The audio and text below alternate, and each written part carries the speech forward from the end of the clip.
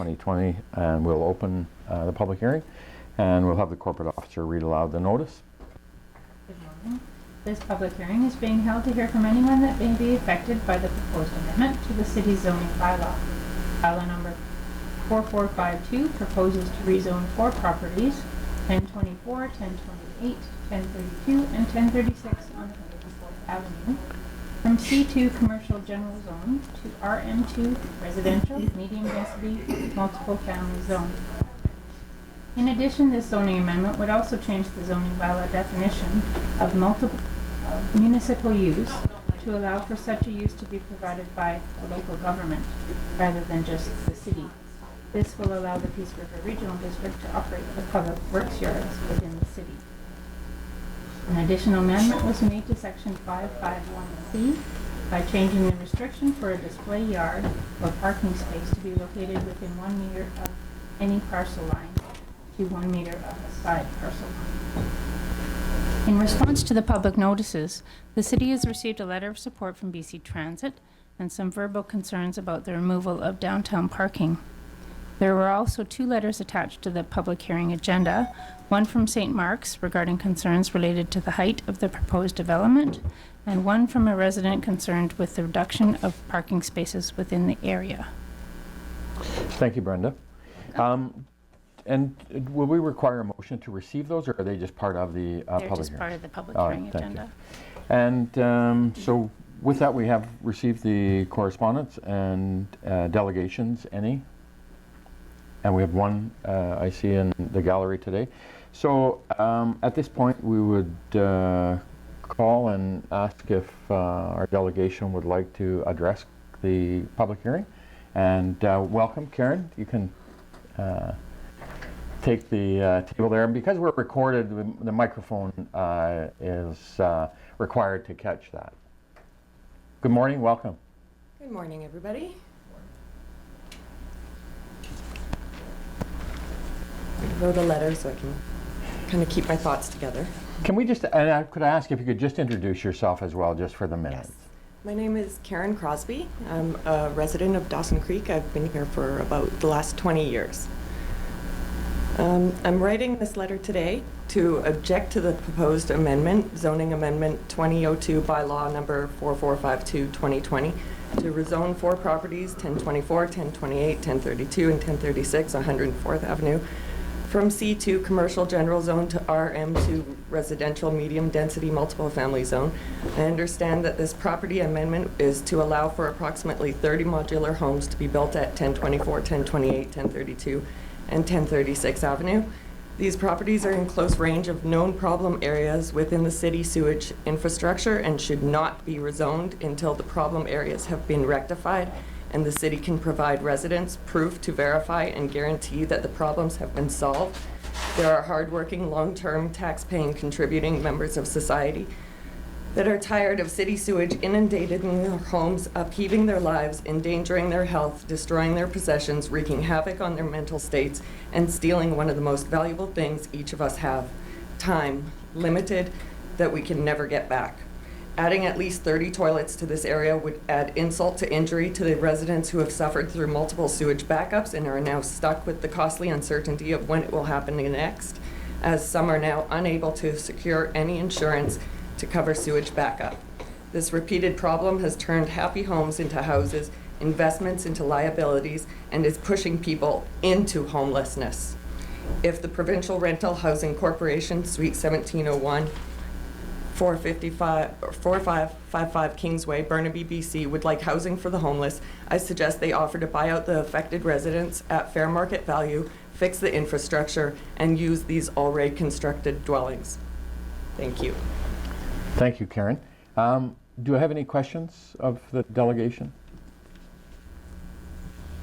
Comment? Karen, thank you so much for coming this morning. Councillor Earl, you have a question? And I not necessarily the delegation, but just with respect to the statement, Karen, modular homes. Have we gotten these housing as of yet? They don't have any clarifications for it. It is, we have received a package of what they would like to do. We have development variants that will have to be presented as well to council. The development permit will be looked at. They're modular modular construction method is what it is that they'll come on. It's not as, I would suggest it's not like the mobile home parks. More like the Lord Code currently being constructed. It's similar, yeah. I mean, I've seen a picture, it would look similar to an apartment building that we have in town today. Anything for, Karen, thank you again for coming in this morning. We appreciate your input. Thank you. Thank you. At this time, I'll call for any comments for a first time. And for a second time, do we have any comments? And for a third time, any comments? Thank you, Council. We'll close the public hearing.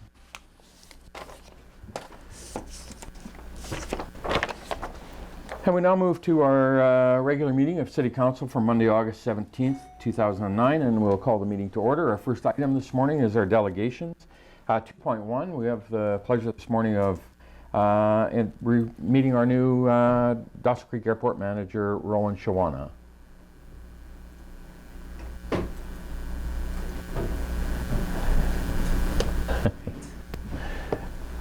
So, good morning, Rowan. Welcome to your first meeting of City Council, and hopefully it's the first of many, many ahead. So, we wanted to take the opportunity to introduce, Blair did, to Rowan to Council. All right, okay. Well, thank you, Your Worship, and I think as all of you will know, our previous manager, Rick Manziak, has moved back east. He was here for the first year of our agreement with Wasco. He delivers our airport management services. As he was transitioning, they worked with Rowan, who come from DePaul, I believe, the airport, ran it there for Wasco, and has relocated to our city and is taking on the role of airport manager for the city of Dawson Creek. We have entered into a 3-year term contract with Wasco. Rowan has located here permanently and already been out engaging in a number of activities, out and I think doing some hiking and different things in the region. So, Rowan, we really didn't want to take a lot of your time today other than to say welcome to our city. We look forward to working together. I think we have an amazing opportunity at the airport, and we look to yourself with the ideas that you can bring on how we can make it even better. With that, I would turn it over if you had any comments at all. No, I'm just very excited to start in Dawson. I'm here full time, so if anyone wants to pop in and say hello, I'm just down the road at the airport. So I'm very excited to start in Dawson, and I hope it's a good 3 years. So Great. All right, okay. Well, welcome. Yeah, all right, thank you for your time. All right. Thanks so much for coming in this morning. Thank you very much. Our next delegation this morning, 2.2, we have Michelle Mobley from the Dawson Creek Literacy Now in attendance regarding a proclamation to recognize September as Literacy Month. Good morning. Hi. Well, if you'd like to come up and stand beside me, and we'll maintain that effective social distancing, but I'd like to read the proclamation with you here, and then, yeah, it is. This is the first time in about 6 months that we've done this. So, anyway, it's good to be able to. Yeah, we're not hugging, but we are gonna. He wants to. But we do want to give the opportunity to give the recognition to the proclamation that it deserves. Whereas literacy promotes opportunities for Canadians to increase their chances of success in today's complex world, as literacy is no longer simply reading and writing. And whereas engaging children and youth in literacy programming ensures the best possible environment in which they can become lifelong learners. And whereas strong literacy skills are vital to our country's economic and social development. And whereas literacy offers all Canadians an opportunity to make substantial contributions to the growth, prosperity, and well-being of our community. Now, therefore, I do hereby proclaim the month of September 2020 as Literacy Month in Dawson Creek.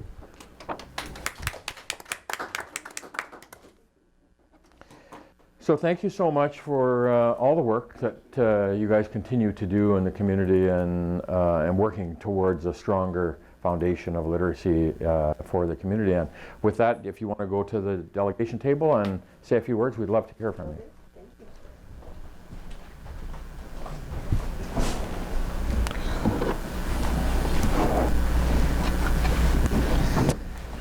I just wanted to add to this piece.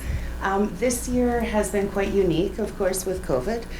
And what we're seeing, of course, this is not just a local problem, this is an everywhere problem, is the technology gap and technology skills base. That's where we're really seeing gaps right now. Households that you wouldn't think would slip under the radar. Now we have parents that are working full-time, kids that are learning online, and not enough devices for everybody in the house all the time.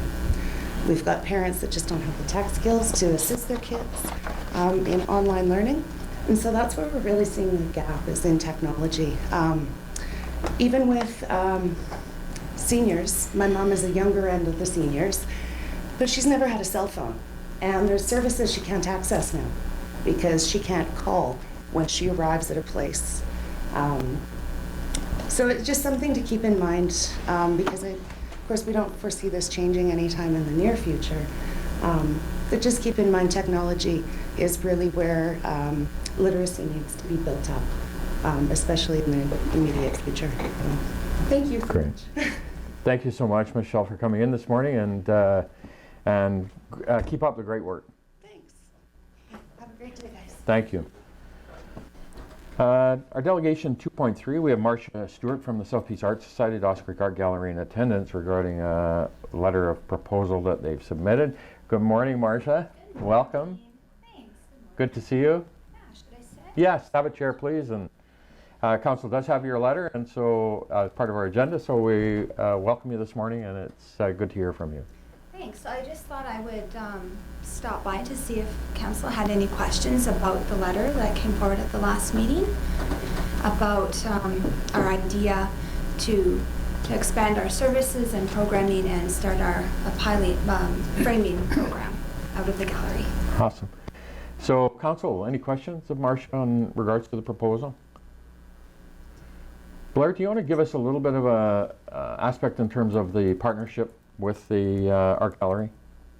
The city has a partnership with the art gallery, as you said. They have a lease with the city of Dawson Creek. They provide an incredible service, not just to the city, but to our entire region and really for the traveling public as well as they come through. It's a very unique situation we have. It was the old greenery at one point was converted. I'm going to go back a number of years ago now, many years ago.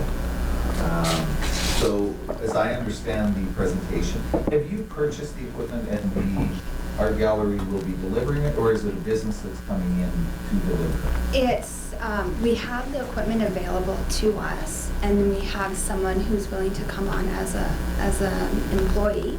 Okay. And the idea is that we'll try it out for a little while because we don't really understand how much of a workload it's going to be. We know that the gallery and our artists in town need framing services. So we haven't bought the equipment yet. If it seems like a program that's feasible, then we would pursue grants and other support to start up the program and run it permanently. So right now we're just testing the waters to see how it goes. And that would be the component for us in terms of if a business couldn't operate out of the art gallery for profit, but the art gallery could provide the service without operating as a business. Do I have that correct? Very, very close, Your Worship. If they are to operate as a business, there is taxation implications, there is fair market value issues and so on. But if the art society is providing the service and testing the waters right now, it would fit within the possible uses of that lease, as I understand the lease today. Okay, awesome. Councillor Parslow? I just jump in here. I met with Marcia, and I think just want to emphasize a few points about this. So, with the closure of the picturette, it's left a void in the community. This is not a business that's going to be operating. It is, there will be somebody who will support and teach so that artists can frame their own materials. If it works, then the art gallery might acquire the equipment. But it's a pilot program. It's not a startup with a business. The person will be employed to how can I put it, mentor artists in how to frame their own material. Awesome. So after that discussion, I thought all the concerns that council might have, Marsha's aware of them, and the program doesn't contradict any of them. That's how I understand it. Awesome. Thank you for that. Councillor Javetkov? So, do all the, I guess, the conditions of the lease and regulations and all that prevent the Art Society from operating this as a business to generate revenue to support the society? So if I wanted to get a picture frame, I could go in there and get it framed and pay for it, and the society would benefit from the revenue. Brenda, Blair, or Marcia? Okay, as I understand, Lisa, if they were exercising that right under the terms of what they operate on today, they could do that to help raise money for themselves. It's individual businesses that would locate there for a profit and then take that profit outside. That's not what the Art Society is doing here. They're actually raising money to reinvest for themselves, and it's a service. Good. Awesome. Thank you for that. Councillor Earl? Yeah, I think we, as a council, encouraged our local nonprofits to get innovative and entrepreneurial about how they raise money and finding new revenue streams. This isn't stepping on the toes of an existing local business. I don't see how it's appreciably different than, you know, having a gift shop, nonprofit, or you know, any of the other stuff that various nonprofits sell to help cover costs. And I think it obviously dovetails well with their stated mission and serves their membership. So I think it's a great idea, and I would support it. Thank you. Go ahead. Your Worship, what I should point out, the challenge for councils, not just in the city, but from around the province, has been, over the years, what you don't want is a situation where you have a community that has owned a facility, there's a lease with a group that's providing a wonderful service. They start up a business that's competing with a full tax-paying business in your community that's got those costs associated with it, unlike a leased facility like this. And I think it's fair to say that's not the case. Yeah, the only aspect to me that I would think we need to consider is, and not that, and to me I completely support the concept of filling a void of a service that doesn't now exist currently in the community, but you don't also want to restrict the opportunity of an entrepreneur who may look at the opportunity of creating a picture framing business or a framing business that says I can't compete because of it's being provided by a nonprofit society. So I guess that's just the only piece of this discussion that would have to be part of that consideration. But anyway, I think it's a great idea, concept in terms of helping fill a void today that's as a result of the business not reopening. So we will bring it back under Mayor's business to request Marcia and later in the agenda. So we appreciate you coming in this morning and providing the letter, and we'll deal with it later in the agenda. And just one last thing to add, now that all the renos are done at the gallery, and there's a really, really great show up, 3 local artists, Barbara Swale, Carl Manson, and Mary Watershaw. So stop by the gallery and check it out. Awesome. It's looking really good there. Good. Thank you, Marcia. All right, have a good week. Have a good day. 2.4 this morning, our delegation, Kimberly McDonald, is here from Northern Health. I met with Kimberly about 2 or 3 weeks ago, and Kimberly's in a new role in the region, providing support to the Northeast BC and substance abuse. So welcome, good morning, have a chair. Good morning, everyone. Kimberly's a resident from now Dawson Creek from the East Coast, and we had a great visit, and I wanted to take the opportunity to have Kimberly come and introduce herself and some of the services that she's providing for the region. So welcome, Kimberly, it's good to see you again. Thank you very much. So my name is Kimberly McDonald, and I have been in Dawson Creek for about a year now. I came to Dawson Creek as a travel nurse, and as soon as I landed at the airport in Dawson Creek, I knew that good things were happening here.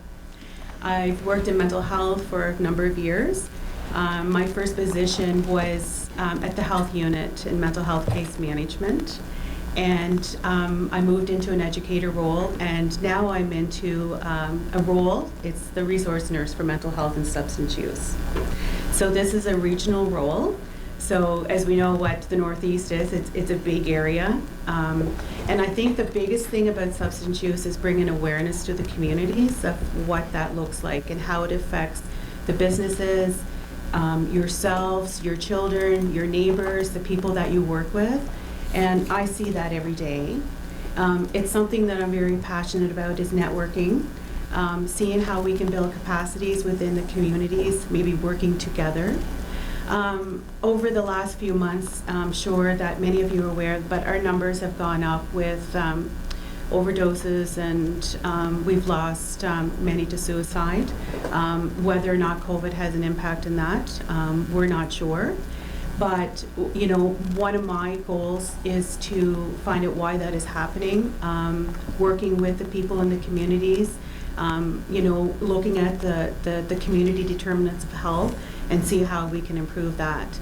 And one of the biggest things that I feel is stabilization of homes, healthy homes, people feeling safe within their communities, you know, just building the resources.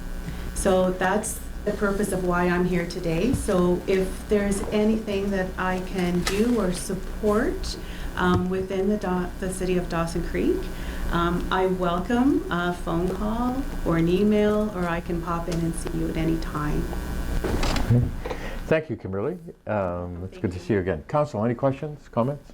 Councillor Parslow? I'm looking at your starfish necklace. That's a starfish there, isn't it? Yes. You might, there's a group of people I know who wear starfishes for a reason. Do you have a particular reason for that? Is it part of your, Is that a tricky question?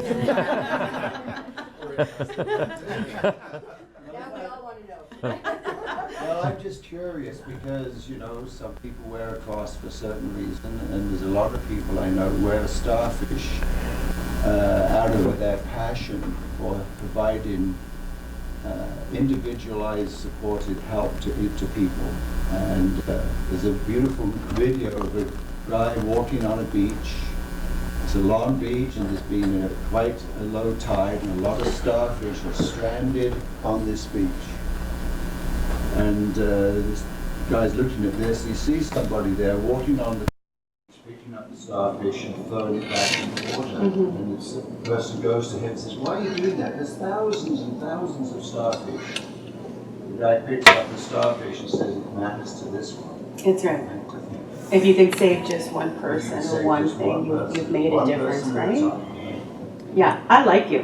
Yeah. You can take them home. And you're right. See, the starfish I bought at home on Prince Edward Island, and that's what it reminds me of is the beach. Yes. In that particular video that you relate to. Yeah, you bet. Mm-hmm. It's an important message. Councillor Director. So, in your role, will you be participating with the schools, with the high school and where the kids are, you know, still need some direction or need some support? Yes, I will be actually. At the end of the school year, I did reach out to the schools, and it's on my calendar for the first part of September is to reach out and see what education or support we can provide. Yes. Councillor Rowe. Similarly, our local staff sergeant for our CMT detachment has been very proactive in collaborating with various organizations throughout the city, Neighborhood Watch, harm reduction, things of that nature. Have you had a chance to reach out to Damon yet? Or? I've met him. I'm working with Corporal Brandt at this moment. So yes, we have connected a few times. They're a wonderful resource. We're working together to make things better for our clients that are in the community. We also have the ICMT team. It's located at the hospital, so the RCMP also work well within that team. So if they have, for instance, a wellness check, whatnot, they reach out to us and we meet them there and provide support. So yeah, we have a good relationship with the RCMP. Councillor Wilbur. I'd appreciate if we could get your contact information sent out to everyone. And for a different hat that I wear, but I have clients within my role of my job at Aubert where we're having constant meetings every day with coaches until they can get to their physician or their doctor because they're having issues. And so maybe there's a connection we can make there that we can maybe fast track those people into some sort of service in the community while they're waiting. So I know the list is long for services, but when someone's in crisis, they're in crisis. So I'd appreciate getting your contact information so that maybe we can make a connection. That would be great. I'll provide that for you. Sure. We'll make sure to get that through to the staff and flip that out to council. Kimberly, thank you so much for coming in this morning. It was nice to see you again, and welcome to Dawson Creek. Thanks very much. Enjoy the rest of your day. Thank you. We'll give you Councillor Carswell's contact information. Next delegation this morning, 2.5, we have George Hyde and John Grassett are going to be in this talk about from the Dawson Creek Rotary Club in regards to walking trail. Good morning, gentlemen. Good morning. Welcome. Good morning. Hi. And good to see you guys. Good morning, Mayor and council members and staff. Good to see you. So the walking trail, so about a year ago, actually September last year, the Rotary Club said that we would look after the maintenance of the trail because the city, obviously with flooding and stuff, had trouble maintaining all the facilities. So it was, the timeline was a little late last year to do anything, but this spring we, after the flooding, which wasn't long ago, we started trying to clear the cracks and oil them. And it's unmaintainable at this point. So we spent a 4-hour shift, did about 50 meters, and most of the oil run completely under the path because the cracks were getting so wide. So I brought in other people to look at it, and Mr. Henderson came and looked in it. And I think what it needs is a lift. So we approached Peters Brothers, and we got a quote to put an 1.5-inch lift on the track. And the quote I think is really reasonable. It's $149,000. They'll bring a paver in from Calgary to do it, and it'll be 2.5 meters wide and 1.5 inches thick. So that's where we're at. So what they needed done, I asked them what they needed done for prep work, and they said we need to actually clear the cracks, kill the weeds down to the roots and blow the cracks out. And then Peters Brothers will come in and do some prep work just ahead of the paver and pave it. So we got a quote from Melbourne Vegetation to do the treatment. It's $1,850. The herbicide they use is Roundup, so it does kill it to the roots. It takes about 2 weeks. They would put up signage. We'd like the city to put up blockades, not blockades, but at least to put signage saying that the treatment's being done so that people aren't bringing their pets or small kids on the path for a couple of weeks. Then after 2 weeks, it needs to be blown out. We've approached our clubs, and we don't have the manpower to do that ourselves, so we'd ask if the city could do it. We'll have some people that could help, but I'm thinking we need a minimum of 3 compressors to get it done, because it's a pretty big job. It would be quicker than what we were doing. We were trying to blow out the cracks with live vegetation in them, and of course it was really hard with the plants live. With it dead, we've been informed it would be a lot quicker process. So that's sort of where we're at. Joel is going to talk about the financing of it. Peters Brothers said they could probably pave it this year. If we do, we need to get on it, like soon, this week, probably do the spring or next week. Melbourne said they could do it. We're looking at probably minimum of 4 weeks before paving, I think. 2 weeks to spray and let it sit. And I'm thinking 2 to 3 weeks to prep the surface by spraying it. And then, of course, it's weather dependent. We've all seen snow here in September that stays. So if they get their window closed, I'm not saying that's going to happen. Yeah, I don't do a lot of forecasting. But if they miss their window, the Melbourne said the soonest they could spray and be effective again next year would be the last week of May, which would probably put us to July 1st for paving if we go ahead next year. I think from our club's perspective, we would like to go ahead in hopes that we can get it done. I think the worst case scenario that would happen is we may have to do an application in the spring for the weeds and blow the cracks a bit more, but it probably won't be as bad as what it would be now. And Joe's, you're not going to write a check for this, are you, Joe? Joe's going not today. Yeah, he's going to explain where we're at with financing and what we'd like the city, what we kind of ask you people for. So I'll let Joe speak now.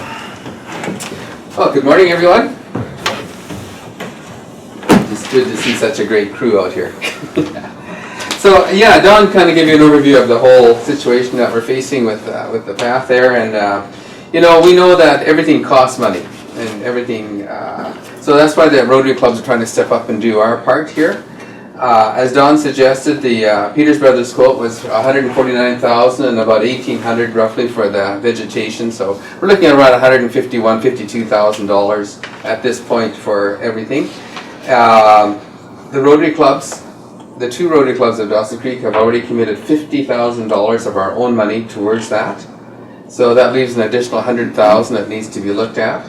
I have been in touch already with Trans-Canada Trails, and there is an opportunity there to make application for grants. He just released the new grant applications for this new year coming forward, and I've been in touch with the BC person already personally on the phone, and she said it sounds like a good project. So we didn't want to do the application until after we met with the city and had some feedback from you folks here. But I'm hoping we can make application for, of course, as much as we can get from them. And then the balance is, we'll have to find somewhere else. We're not coming to the city to ask for the balance. What we'd like to ask the city, though, is if you could support us with this and carry the balance, and we will pay you back. It's not leaving you holding the bag, but the Rotary Clubs of Dawson Creek have committed enough to this trail that we would pay you back over the next couple years or whatever as we do fundraising. So it's not leaving you hanging at all, but it's trying to work together as a partnership on this. We know that that trail is used incredibly, and I think you all know that as well. It's from where I live, we can see people on there constantly throughout from morning till late evening. I don't watch that at night, so I don't know what happens at night there. But it's used, and so we want to make sure it continues to be of good use. And interestingly enough, talking to this lady for Trans-Canada Trail, she lives down in Lower BC, but she says, I know that trail, I know that town. She says, you guys are so fortunate to have that in Dawson Creek. And so I thought, isn't that kind of neat? She said, you guys also have that neat, and she said it's an elevator with art or something. Like she remembered Dawson Creek from the neat things that we have here. And I guess the reason I'm saying that is the trail is one of the marks of Dawson Creek through the green space that we have. So we're very fortunate to have that. So the total cost is going to be about $152,000 or so. Rotary has $50,000. We're going to approach Trans-Canada Trails. We're going to also approach some of the other service clubs, the Kinsmen, hopefully the Oilmen, and others around who've been involved with that park in different ways, and see if they are able to also contribute. And then whatever is left, we will continue to fundraise to pay that off if the city would consider holding this as a kind of a loan to the Rotary clubs, if you will. So that's the, really Don outlined the need for the trail and the other costs associated with that. So we're ready to answer any questions that you might have. Thank you, Joe. Thank you, Don. So Councillor Parslow, Councillor Wilbur? Well, it's just great what you're proposing. Thank you. Just some questions that somewhat interface between, I think, Kevin and yourself. This proposal, does it include the trail part that's east of 8th Street? No, this is from 8th Street right to Tubby's Trailer Park, going that way only. So the second question, just to clarify, the second part is with the construction of the bridge, right? There's a part, some of the trail is going to be rerouted, isn't it? Do you want to talk about that? Because I think that might have a small impact on what you might do. Do you see any, how would that be accommodated? So through your worship, the proposal is that the trail will continue and dive underneath the new bridge and re-emerge on the east side of 8th Street. So there will be a portion from 8th Street west that will be under construction during this process, but not a significant amount. So, and right now the project's slated not to be completed until summer of 2023. So there is time. Go ahead. So that part of the trail would be, is that part of the construction project, or is that something that you see perhaps? So through your worship, the construction project is going to deal with that trail and that connection. I'd have to go back and look and see how they're going to reconstruct. There's still going to be a need for a trail to go to the crosswalk up above, because people may still want to go there. So, but I can work with Rotary and just look at that, just so we don't spend money where it's just going to be tore up. Yeah, we were aware of that construction there, and so that's something that we hoped, once this gets going, that we would discuss with you and say, yeah, the first little bit will probably leave for a year or whatever because of the construction that's going on there, and then carry on from there. So good point. Councillor Wilberts. Yeah, I'm just wondering, with the TC Trail grant, is that something that you're applying for match dollars that you have now, or do you have a specific amount that you guys have come up with to apply for? So my understanding from discussing with, and I don't have her name right in front of me here, but the lady for VC, for Trans-Canada Trail, we can go for an out-and-out grant. It doesn't have to have match dollars, but it goes to up to a maximum of, I think she said 35% of total project costs. Is so, of course we're going to shoot for that, but we'll be happy to take whatever we can get on that. Right. So that's what we're going to apply for anyways. Awesome, thank you. Yeah, you're welcome. And NDIT, does anybody know?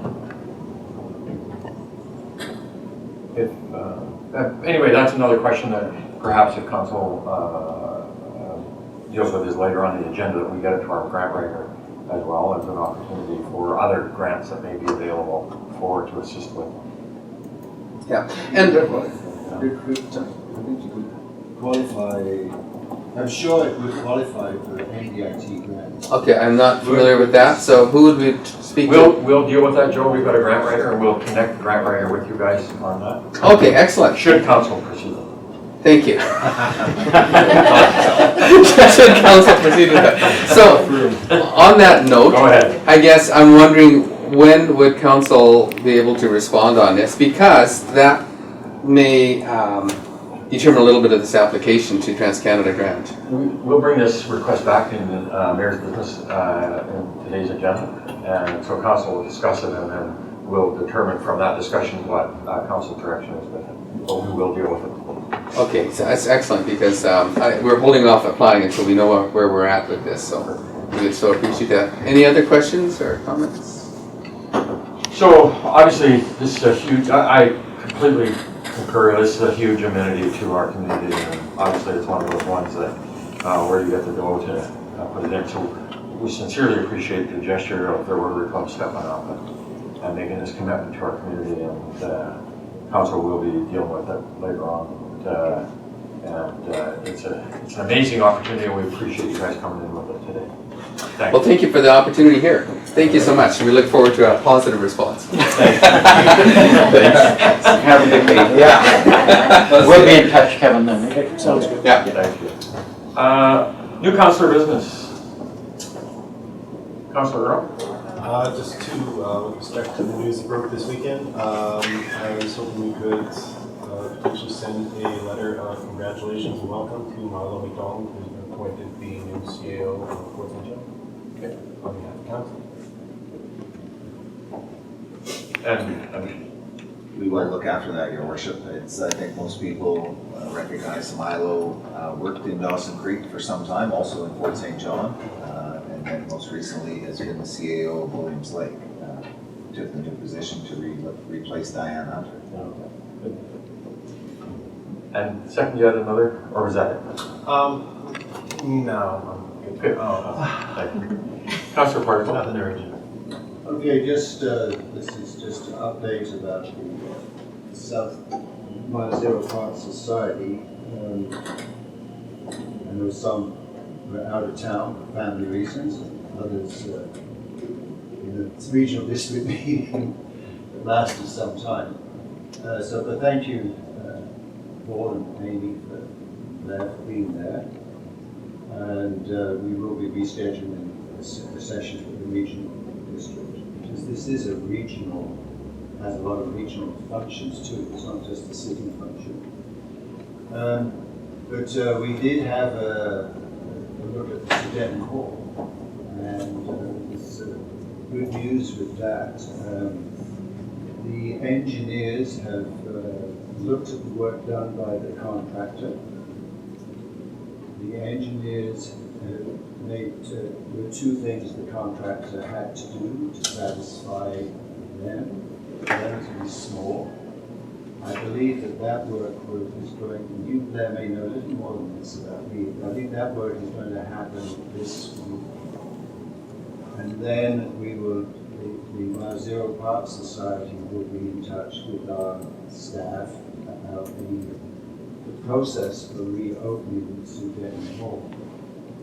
The good news is that the floor, which we were concerned about, which had that bow in it, has settled nicely. I think there was, when the work was first done, there was a gap, let's call it 2 or 3 inches, and now it's just barely there, and there's no discernible bow in it. All the exits work nicely, and the place looks so it will be ready for touch-up inside from the point of view of paintwork. So that's good news. If that's so that will happen presumably in the next few weeks. The rest of the tour was interesting. There's a booklet. I talked to the society some time ago about how applications for grants were assisted if you had a master capital asset plan. And so one of the pieces of work that was presented to those who attended was a capital asset inventory. And the source of funding for all of these projects that have occurred since including the relocation of the Mile Zero Park from the original location. So I find that interesting. I think that the estimated replacement cost for all the assets there are over $8 million. It lists where the funding has come from. We just had a club here, a group of volunteers, the Rotary Club, has put in over close to $400,000 into the Mile Zero Park. The society itself, close to $700,000. The city, $195,000. The regional district, $18,000. The province, $230,000. The federal government, $212,000. That was all done for the original move. Northern Lights College had really helped most recently. The value of their contributions, $340,000. NDIT, $175,000. And other contributions total $171. An awful lot of volunteer work has gone into all those projects, hundreds and hundreds of hours. One of the places that I thought was just indicative of that was the old, what do you call it, blacksmith's shop. Boy, what an interesting place. What it was a few years back and what it is now, it's just incredible. But I forget the figure, 900 hours or something like that, of volunteer labor into that. Just incredible. So anyway, the regional district's going to be rescheduled, and good news about the Sudetenland Hall. Of course, it's still subject to COVID, but we're hoping it will return to its former glory, a place where you have celebratory parties or dances and just gatherings. It was a place where the tourist groups always went to as well. So anyway, it was a good day, and thank you for those who attended. And it's very interesting information in this booklet. Thank you. Thank you. Other councillor business? So we'll move to minutes, and the minutes of our public hearing of City Council for July 20th for adoption. Move, Councillor Wilbur, second Councillor Kemp. All in favor? Opposed? Carried. And 4-2, we have the minutes of our regular meeting of Council for July 20th for adoption. Move, Councillor Parslow, second. Councillor Kemp. All those in favor? Opposed? Carried. Thank you. And the minutes of our special meeting of Council of July 30th, 2020 for adoption. Councillor Parslow, second. Councillor Earl, discussion. All in favor? Opposed? Carried. Thank you. Any business arising out of any of the minutes? For anybody? Item 6 is correspondence. 6-1, we have an email from Ben Peary's, colonial name of our province. Councillor Parslow. Move that we see this for information. Thank you. Second. Councillor Wilbur. All in favor? Opposed? Carried. Thank you. 6.2, we have a letter from Suzanne Hewitt, the Mayor of the Village of Caswell, in regards to a strategy for rural economic development. Your help.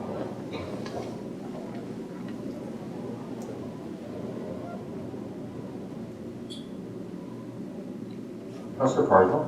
I appreciate the sentiment of this letter, and I wondered if we wanted to support the resolution. We've been at the forefront of this, supporting seniors in their home communities and in their homes. I think what we can do to support it, the travel province, the better it is for everybody. Are you making that by way of a motion? Please, yes. Thank you. Do you have a seconder? Councillor Earl, discussion? All those in favor? Opposed? It's carried. Thank you. 6.3, we have a letter from Joshua and Tara Tom, residents of the city of Dawson Creek, regarding city sewer backup. Councillor Earl? Received for discussion. Second. Councillor Kemp? All in favor? Opposed? It's carried. Go ahead. Just with respect to this, understanding, kind of having an idea with respect to where Tara and Joshua are, is this particular area, as far as the susceptibility to sewer backup, will it be addressed, ideally, hopefully, with respect to some of the upgrades we did for sewer this summer following the initial flood events, correct? Just through the staff. Yes, that is correct. The capital project that was taken on this year, which I believe is, if not complete, 99% complete at the present time, will alleviate the issue that these homes faced during the flood this year. Kevin, anything to add on that? I think So, through your worship, yes, it's nearing completion. There's just some deficiencies to finalize and whatnot. And this bypass was identified in the master plan, and it was scheduled through the budget process to do this year. So it was already on the docket when this event occurred, which was unfortunate, but it did occur. And the idea is that yes, this should alleviate these folks from future events, but again, keeping in mind that we can't predict the severity of future events. We're trying to deal with what we know at this point. Thank you. Councillor Earl. So with respect to the first bullet point asked, and I understand we can't guarantee anything, that's just not the nature of what we do, but are we able to provide a letter for their insurance company outlining the work we've done and why that should help alleviate the issue? Would that be? I think a letter outlining the work we've done would be appropriate. I would have to ensure that, we don't put ourselves in a position, as was stated, you can't guarantee anything in this world. I think it's probably good to find a better time to come up with that. But I think the work that's done will alleviate this. It is horrendous what people have had to go through due to some of the issues, the weather we faced this year in July and June. But we can follow up on that and, if possible, provide that letter. I think we would have to check to ensure that with our insurers as to how that works, because traditionally an issue like this is between the homeowner's insurance company and our insurer in the city. So, would it be, I don't know if we can table it, but could we once you have a chance to most definitely discuss with the insurer, you could bring it back and maybe we could have a roll on that? Would that be okay with your wish? So I guess we're looking to, for a motion of direction is what we would need to do in order to deal with it. And I'll make a motion that staff engage with our insurer to assess whether or not we're able to provide a letter as requested by Joshua and Tara Tom in their letter to council regarding the work done on 10th Street and how that should hopefully alleviate some of the flood issues they've had there. thank you. Second, Councillor Kemp. Discussions of Blair, go ahead. Your Worship, I did meet with the Toms. They were in. There was a number of other residents from that area that came to meet with myself. It was a good discussion we had. I've received another letter with a couple of questions. They did raise some questions with me. I put an email back to them. As a result, there were some additional questions by a couple of individuals that I will respond to as well. But overall, as we said, I mean, the issue of the work that's being done, it's a bypass that's been put in there to alleviate this issue. So hopefully that will resolve the problems that these people have faced in their homes. Yeah, the difficulty for us, and we can explain the technical aspects of the engineering of what we've done and why it's being done and how that's going to mitigate some of the influences that have affected sewage backups for residents. But we can't absolutely not give a guarantee of eliminating any future events because you can't predict the weather patterns and things like that. So I guess that, to me, would be the issue in terms of we can certainly give the engineering specs and what we've done and why it's being done. It's just to provide a guarantee to anyone that it's not going to have any future impacts with this work. This can't be done. So, any further discussion on the motion? Ready for question? All in favor? Opposed? It's carried. Thank you. 6.4, we have an email from Jack Hines, Dawson Creek business owner, regarding the City of Dawson Creek utility bill. And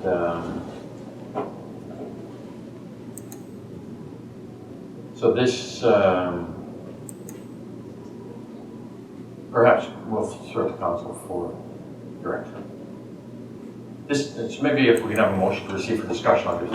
Councillor Earl, Councillor Wilbur, all in favor? Opposed? Carried. So they, Lone Star, Mr. Hines is the owner of Lone Star nightclub, and they were issued the order to the public health order to close.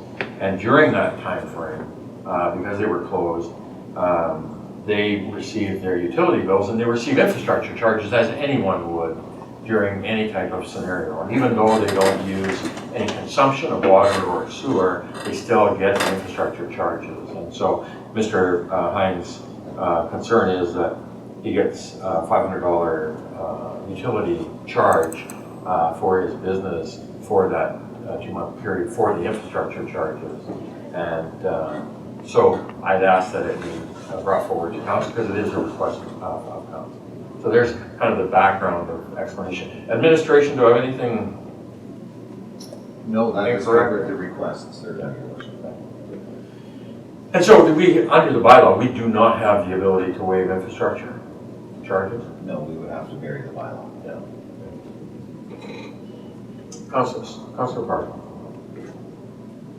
I've heard of situations, I'm here, I'm not talking about water or the city, I'm talking about PNG. And believe it or not, some people actually move away from Dawson Creek in the summer. They don't use any gas. They still have to pay the infrastructure charge, period. And so I don't know, the infrastructure's there, and it needs to be maintained. There's ongoing costs of maintaining the infrastructure. And this is just an unfortunate situation vis-a-vis COVID. So I've had, and maybe all of you have from time to time, had somebody whose business was water. I'm thinking of it's the property of the airport there, where they use city water, but they bottled it, right? And they didn't use the sewer. There was no sewer stops, so they had to pay on the formula for the sewage, and they felt that they shouldn't have to pay for the sewage. Interesting point, because the water that came in did not go out, right? It got shipped. The council at the time thought the infrastructure's there, the process is there.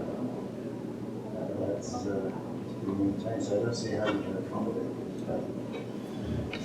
Yeah, no, for me it was an item that was requested through, and I certainly appreciate the situation. Zero income, public health order, you got to close your business, and then the bylaw is very specific and clear in terms of what we have to do. So. No direction, no. Good. Receipt for information, Councillor Pardo, second. We will inform the individual, Your Worship, so they're aware. Second, Councillor Earl. All those in favor? Opposed? You know, that's one of them, I talked to Blair about, perhaps it's one of the ones we have the regular meeting with the minister in regards to issues impacting COVID and business, and certainly it's one that perhaps we can have some discussions with them to see if there's some way for relief for our businesses in other areas as well. Thank you for that. 7.1, report number 2153 from the Financial Services Manager regarding request for proposals on our insurance. Councillor Pardo.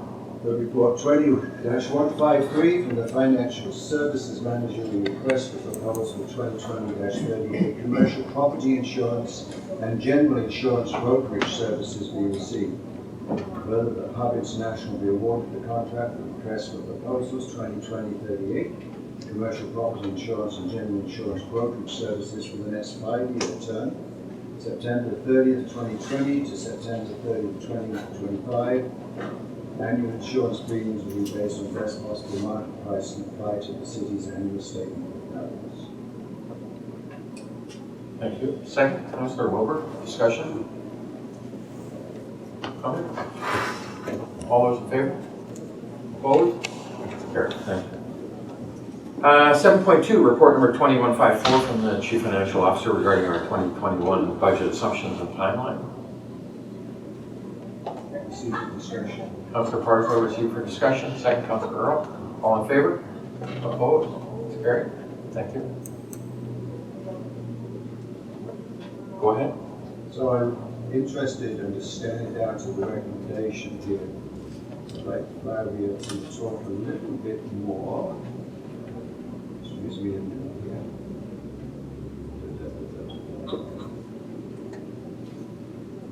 I'm getting there. Here we are.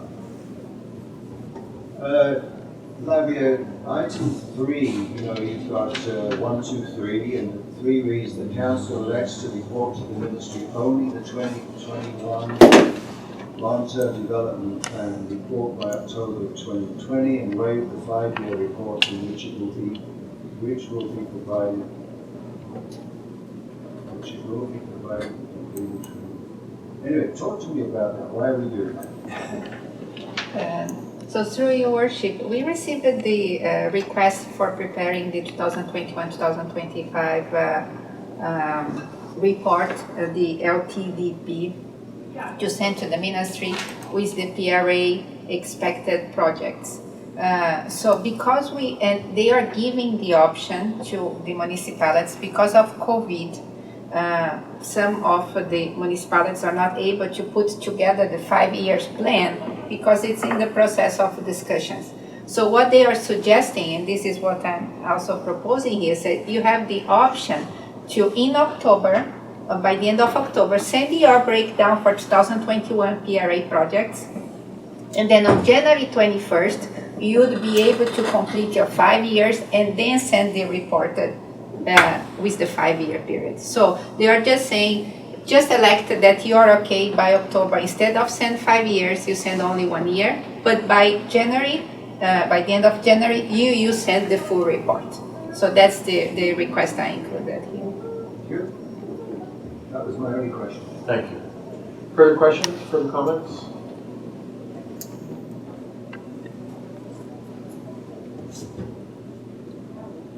So, recommendation? Councillor Parsons? The report 20-154 from the Chief Financial Officer, read 2021 budget assumptions and timeline report we received. Further, the discussions on the following recommendations be approved as presented below. That the 2021 budget timeline be approved as presented.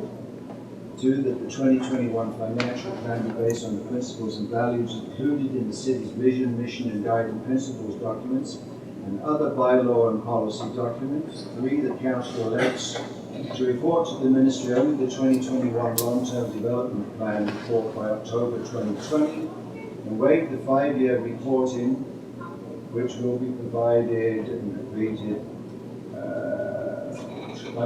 This is reading a little awkwardly here, but will be provided for the 2021-2025 LDTP by January 31st, 2021. I think we all know what's intended there. And 4, that the methodology used in preparing the 2021 financial plan be based on an integrated and long-term approach to setting tax rates, fees and charges and service. Thank you. Second, Councillor Kemp. Discussion? Questions? All in favor? Opposed? It's carried. Thank you. 7.3, we have report number 2160 from the Chief Financial Officer regarding the consolidated actual budget variance report.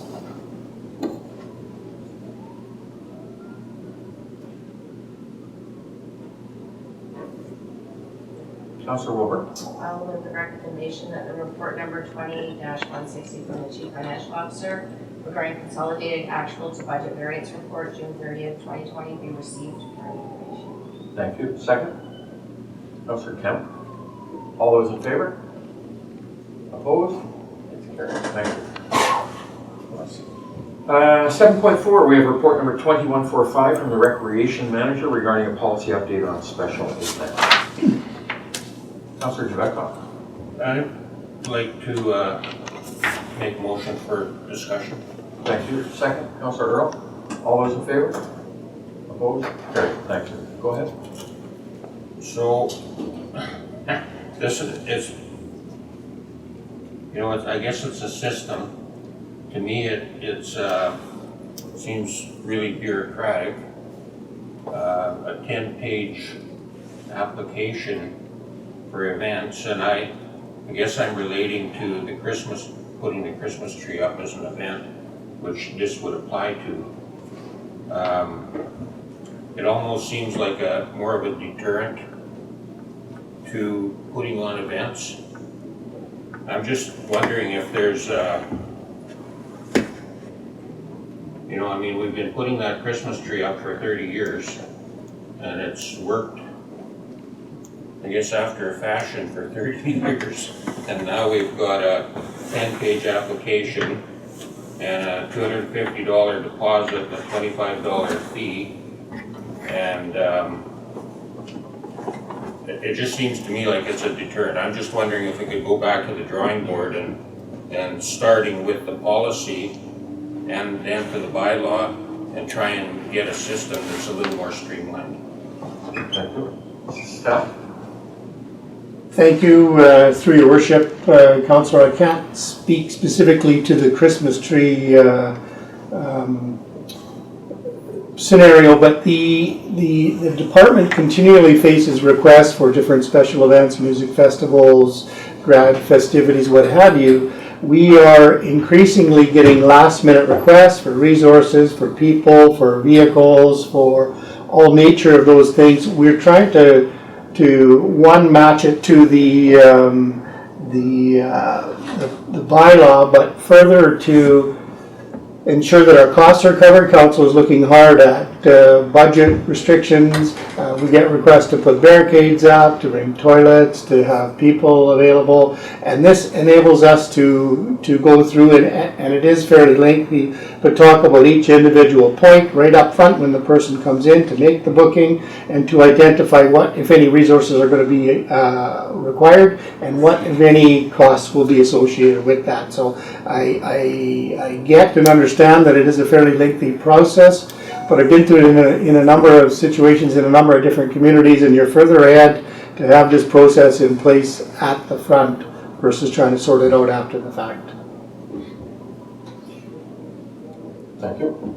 Go ahead, Councilor Zwerkoff. So, you know, I can appreciate the cost of dropping off barricades and that kind of thing. Has there been a calculation on what this process would cost in the form of staff time and preparing the application, dealing with it, the meetings? Thank you. Yes, through your worship. Thank you, Councillor. We have factored in not only the cost of administering the application, but the actual labor costs and vehicle costs. So the $25 will cover all that? $25 will cover the administrative costs for that. So that's less than an hour's time. Correct. So considering all the staff that are involved,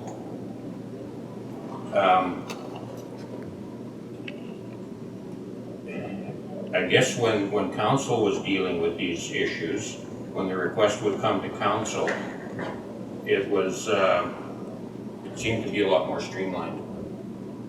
I'm just wondering if as we put the onus onto staff administration for dealing with these things, you know, it became a lot more cumbersome and a lot more, I guess, liability issue or process related, as opposed to when it comes directly to council.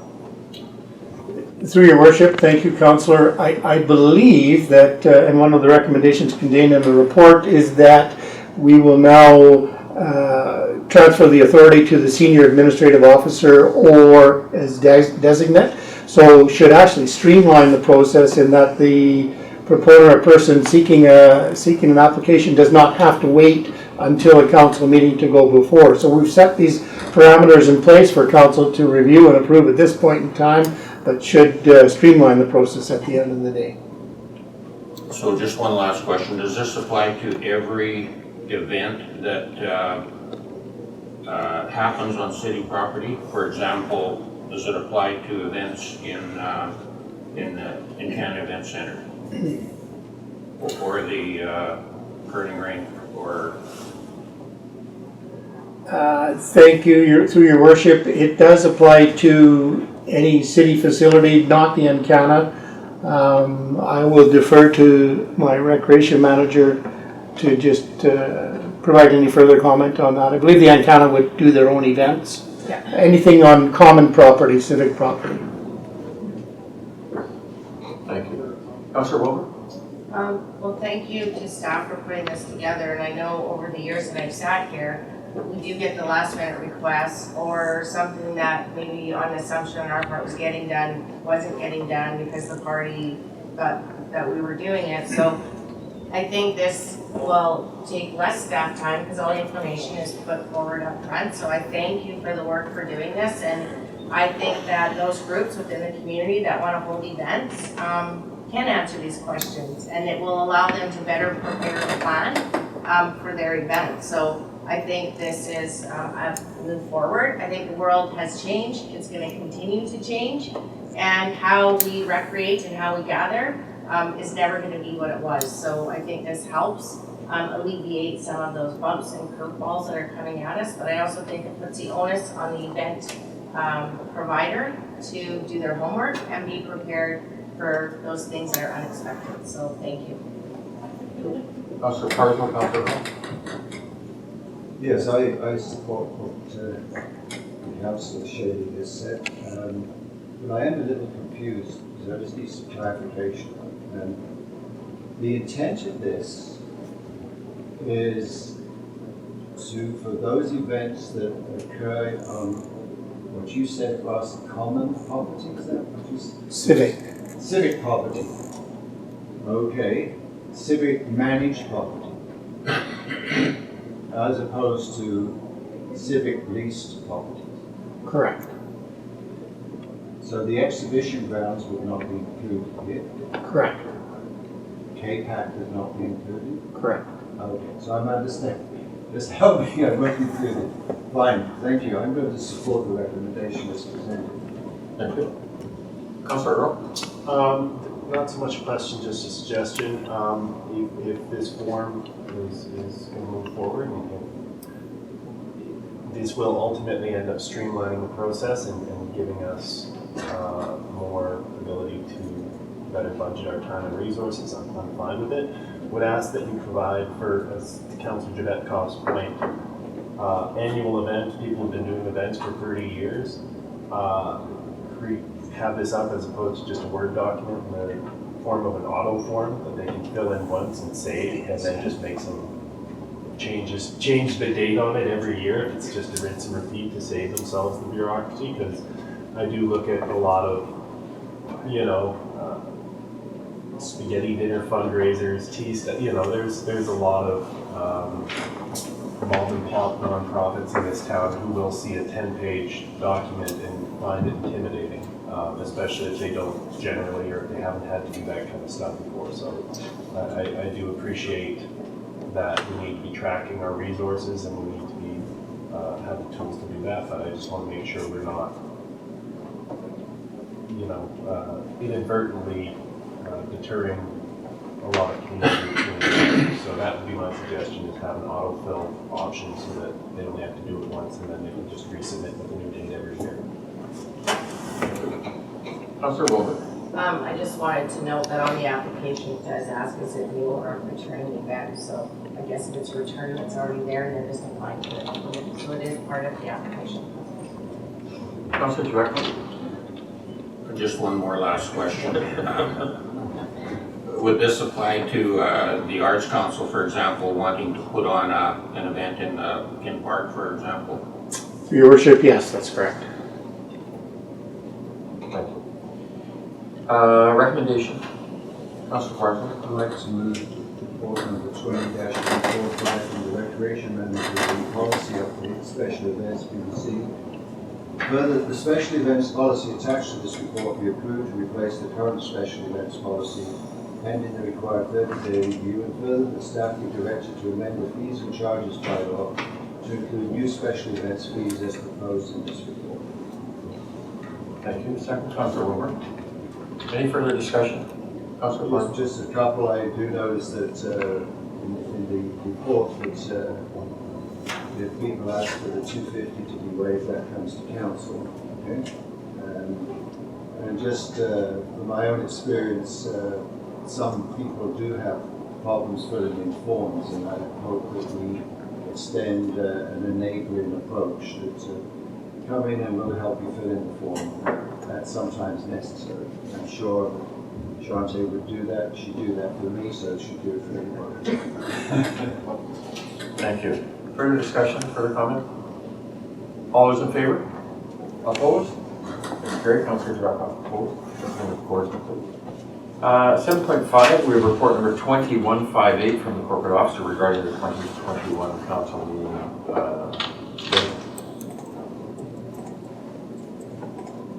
Councillor Wilbur. I'm sure that report number 20-158 from the corporate officer regarding the 2021 council meeting schedule be received for the council adopt the following 2021 council meeting schedule: January 11th and 25th, February 8th and 22nd, March 8th and 22nd, April 12th and 26th, May 10th and 31st, June 14th and 28th, July 19th, August 23rd, September 20th, October 4th and 25th, November 8th and 22nd, and December 6th and 20th. Thank you. Second. Councillor Kemp. Discussion? Comment? We tried to coordinate, I thought, with the Fort St. John Council meeting schedule just to be able to ensure that we had some consistency. Do we know if their schedule's been looked at all for this spring? Through your worship, their schedule is not yet presented to the council for approval, but we wanted to put ours forward in response to the by-election coming up and just plan. Sure. Thank you. Further comments? All in favor? Opposed? Carried. Thank you. 7.6, report 2157 from the corporate officer regarding the acting mayor schedule for 2021. Councilor Wilbur. Report number 20-157 from the corporate officer regarding the 2021 acting mayor schedule be received. Further, that the draft acting mayor schedule for 2021 attached to this report be approved. Thank you. Second. Councilor Kemp. Discussion? Councilor, comments? Moving into fall. All those in favor? Opposed? Carried. Thank you. 7.7, we have report number 2148 from the city planner regarding development variance permit 2007 for 1824-89. Councillor Giovanni. I'd like to move this for discussion. Thank you. Second. Councillor Kemp. All in favor? Opposed? Carried. Go ahead. So I'm just wondering, adjacent to this driveway, where he's actually doing the digging right now, is a walkway. And the walkway, I guess, is 10 feet wide. And it is fenced off, so the residents are using the walkway. It looks like the one facing 89th is using the front part of the walkway, and the adjacent property is using the back end of the walkway towards the alley. So I'm just wondering if there's been discussion with the landowners on possibly being interested in purchasing the walkway. So through your worship, we did reach out to the neighbor who, once we became aware of the situation and this individual had come in and applied for this particular variance, we reached out to the neighbor and have had some initial discussions just about the fact that they are on the walkway. So obviously they have options of whether they remove their fence or pursue that. So I haven't got any updates on where that's at, but we've reached out to them. Would that affect this variance? No, this particular variance, they are completely on their own property. All this, so they're not encroaching onto the walkway. It's the neighbor that appears to be. Thank you. Go ahead. So I'll make a motion then that report number 20-149 from the city planner redevelopment variance permit 20-07, Prophet Kirka, 1824 89th Avenue, be received. Further, that the development variance permit 20-07 be approved to vary subdivision and development servicing bylaw number 4353 2017, Schedule D, Section 1.12, by increasing the maximum number of driveway accesses per road frontage for a single-family residential property from 1 to 2, and Schedule E, Table E6, by decreasing the minimum driveway width in a single-family residential zone from 4.5 meters to 3.048 meters at 1824 89th Avenue. Thank you. Second. Councillor Kemp. Discussion? And go ahead, Councillor Wilbur. First thing, the report listed on the agenda is 20.148. I see the recommendation is 20-149. So I don't know if that's just a typo. But two, through you, your worship, to staff, will we be pursuing moving that fence? So years down the road, we're not dealing with an encroachment. Yeah, through your worship, that's exactly why we've had the conversation with them. Perfect, thank you. Thank you. Further discussion?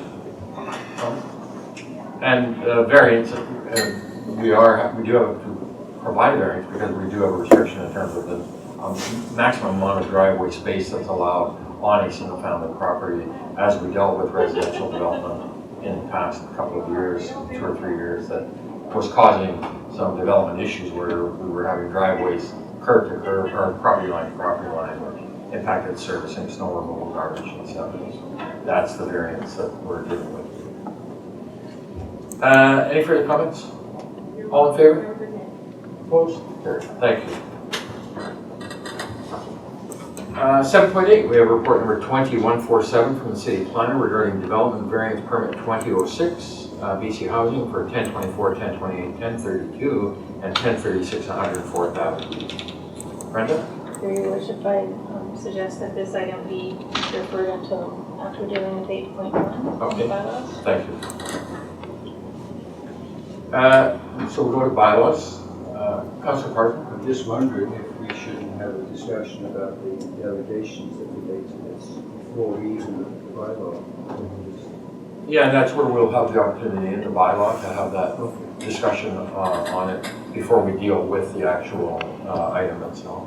So report number 2149 from the city planner regarding zoning amendment bylaw 2002 for 1024, 1028, 1032, 1036, 104th Avenue.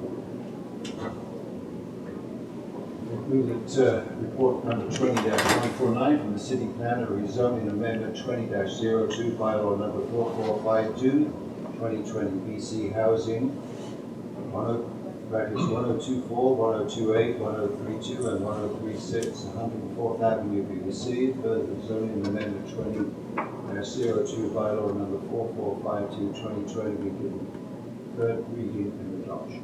Thank you. Second, Councilor Wilbur. Discussion. Councilor Parton.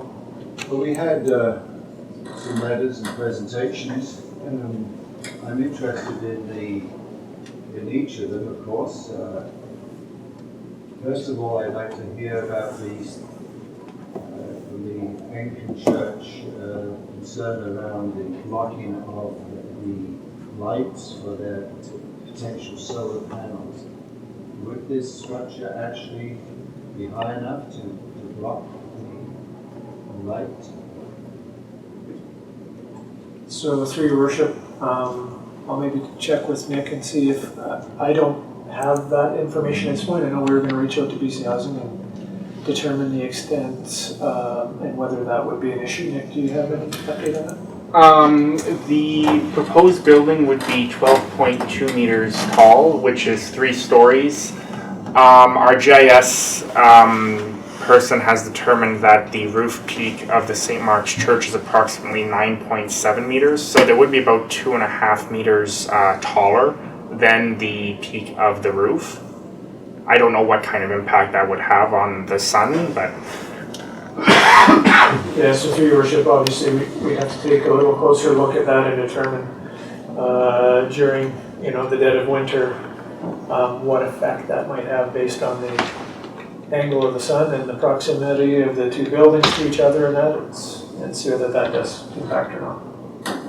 The development of and I just going by memory in terms of the site plans, plot plans and things that we looked at, the parking is going to be at the north side of the property, so it's even going to be, it's not going to be closer to the alleyway, it's going to be closer to the roadway, so that even allows some spatial distancing between the buildings, between this building, proposed building, and the church, if I remember correctly. You're correct. Okay, the second point dealt with the toilets. Is this a problem, Andrew? What staff's reflections to the ladies concerned about those toilets being added to the wastewater load? Yeah, so through your worship, no, we don't have any indication that this is a problem area. Unfortunately, the individual that was in today, I believe, and I don't have the particulars, but I believe was impacted due to the sanitary trunk main that was overloaded on 8th Street and then backed up from 8th Street on 106 towards their property. That's what I believe, but we've got that information. And as we update the master plan, those things will tell us. I've also reached out to BC Housing to determine what additional loads this proposed development would incur on the system. Again, based on the design, I don't expect it to be too significant. It's a bunch of small one-bedroom type apartments with limited fixtures, so it should not be significant, but we'll get that and just make sure we cover those bases. Thank you, Kevin. Further comments, Councillor Director? So I've gone through the submissions that we've got through the city. Were there any submissions to Spickers? Because I think the idea at the start was that they could make a submission to the city or to Spickers. That's Dawson Creek Society for Community Living. Yeah. We're going to operate. No. But Spickers, sorry, my mistake. Is Spickers operating or Yes, is Dawson Creek Society for Community Living? Spickers. Yes. Well, I'm not aware of any submissions. We have received none from them, although there was a request that they could be put in. They were not shared with us, if there were any. Okay, thank you. Further comments, Councillor Director? So I guess I'm assuming then that from Spickers' perspective, they like the location. I mean, they're considering the services that are in the area, the location of schools and that type of thing that would accommodate people that will be residing in this building. So, I support, considering the submissions that we've received, I support the rezoning. Thank you. Councillor Parsons? Concerning the solar panels, there's a point we take care of all of this as an issue, but we should explore if it doesn't. I'm sure we can find a win-win. Why couldn't the solar panels be on this new structure and feed some arts centre?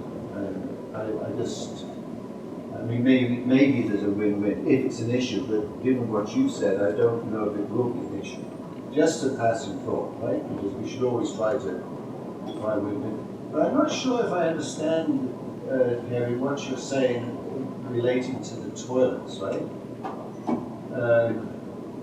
There was an issue on 106 relating to the 8th Street.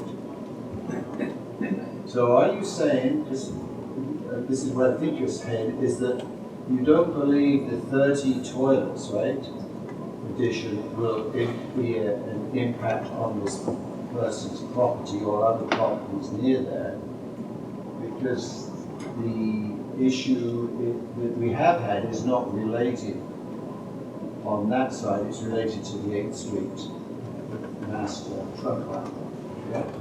So through your worship, yes, and the problem that we experienced was from the rainfall events. The 30 toilets under anything but those events are not going to cause an issue. When we have those events, everything's an issue in a lot of areas, as we've seen. So under normal circumstances, this addition, this proposed development would not be a cause of concern. But as we work through the updated sewer master plan, we'll start to identify how we can resolve some of these issues, and some or all. But that's what I say. The issue, I believe, for this individual that was here today, originated from the 8th Street trunk line and then caused a backup towards their property. So I don't believe that these, like I said, the event itself was the issue, not the additional proposed infrastructure with this development. Thank you, Kevin. Councillor Kemp? Thank you, Worship. Just for clarification, it was also brought up about parking in the downtown core. So just for clarity, where other areas in downtown aside from this lot are people able to park? So through your worship, we have parking lots right close to this existing one that is right in behind what was the old dollar store across from or the old bargain store across the street from the dollar store. So there is public parking there. There's also public parking at Uniglobe there as well. And those are the public parking lots that come to mind at the moment. Yeah. And the NAR Park. Yeah, I was going to say the NAR Park, or just south of there at the arena, significant public parking spaces available there as well for the downtown core, should people need to use. And the across the street behind the Calvin Cook Performing Arts Center, across the street from there is a vacant area as well, right? Councilor Wilbur? Thank you. I just wanted to clarify that it wasn't just toilets, that there's sinks and stuff too, that water comes into our system. But I have faith in the work we've done on all of our planning, that when we look at new construction, that we're looking at that. So on one hand, people are saying, build the community, bring in new services, add to housing to fill its gaps, and then at the same time they're saying, you know, there's this or that. We can't control nature, and water's going to go where water went, and we're doing our best to work with Mother Nature and protect the community as best we can. So I'm all for this housing project. I think it's a great location. I think solar panels can be adjusted. Lots of people put them on their houses and their garages, and they have to have different framework to put them on there. And then I just want to touch base on the parking as well, which we also did a study for. We have plenty of parking downtown. The problem was people wanted to park right in front of their door and not have to walk half a block or a few parking spaces to get where they were going. So I think staff and council over the last few years has worked very well to come up with master plans, to look at the issues we're having, and to build a better future. So we either have to work together and build it, or we can constantly be the NIMBY saying not in my backyard. So either we grow and we prosper and we look after our weakest links in our community, or we don't. So I support the project, I support the rezoning, and I think the location was perfect of all the choices that we had. Further discussion? You ready for the question? All in favor? Opposed? That's carried. Thank you. And now I'd like to go back to 7.8 and report number 2147 from the City Planner regarding development variance permit 2006 from BCI.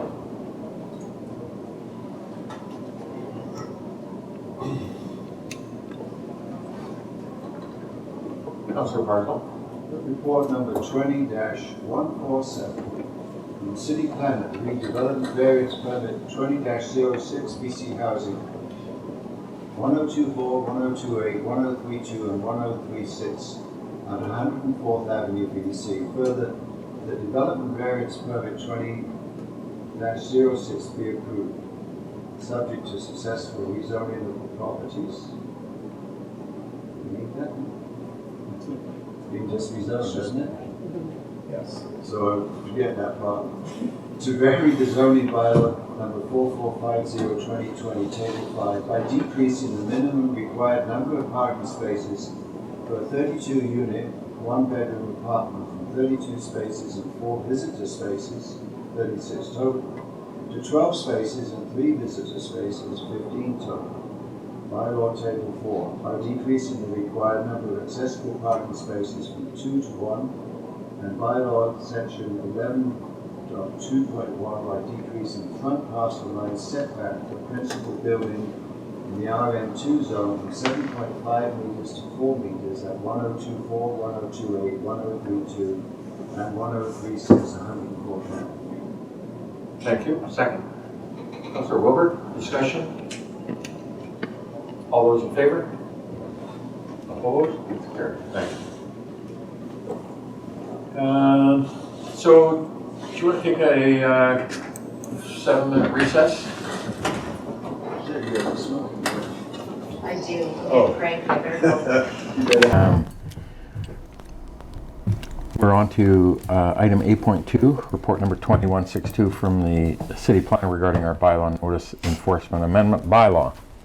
Councillor Parslow. Move that report number 20-162 from the City Planner, bylaw notice enforcement amendment bylaw number 4456/2020 be received. Further, that bylaw notice enforcement amendment bylaw Number 4456, 2020 be given first three readings. Thank you. Second. Councillor Wilbur, any discussion? Blair, update on? Really housekeeping, Your Worship. This is to put it in line with some of the work we've done as a board or here as a council. Okay, thank you. Any further comments, questions, council? All in favor? Opposed? It's carried. 8.3, we have report number 2163 from the city planner regarding our municipal ticket information system amendment bylaw. Councillor Wilbur? I'll move that report number 20-163 from the city planner regarding municipal ticket information system amendment bylaw number 4458 2020 be received. Further, that the municipal ticket information system amendment bylaw number 4458 2020 be given first three readings. Thank you. Second. Councillor Earl, discussion? Administration? Again, housekeeping, Your Worship. Thank you. Comments? All in favor? Opposed? It's carried. Thank you. Report number 8.4, report number 2159 from the corporate officer regarding our sewer rates and regulation amendment bylaw.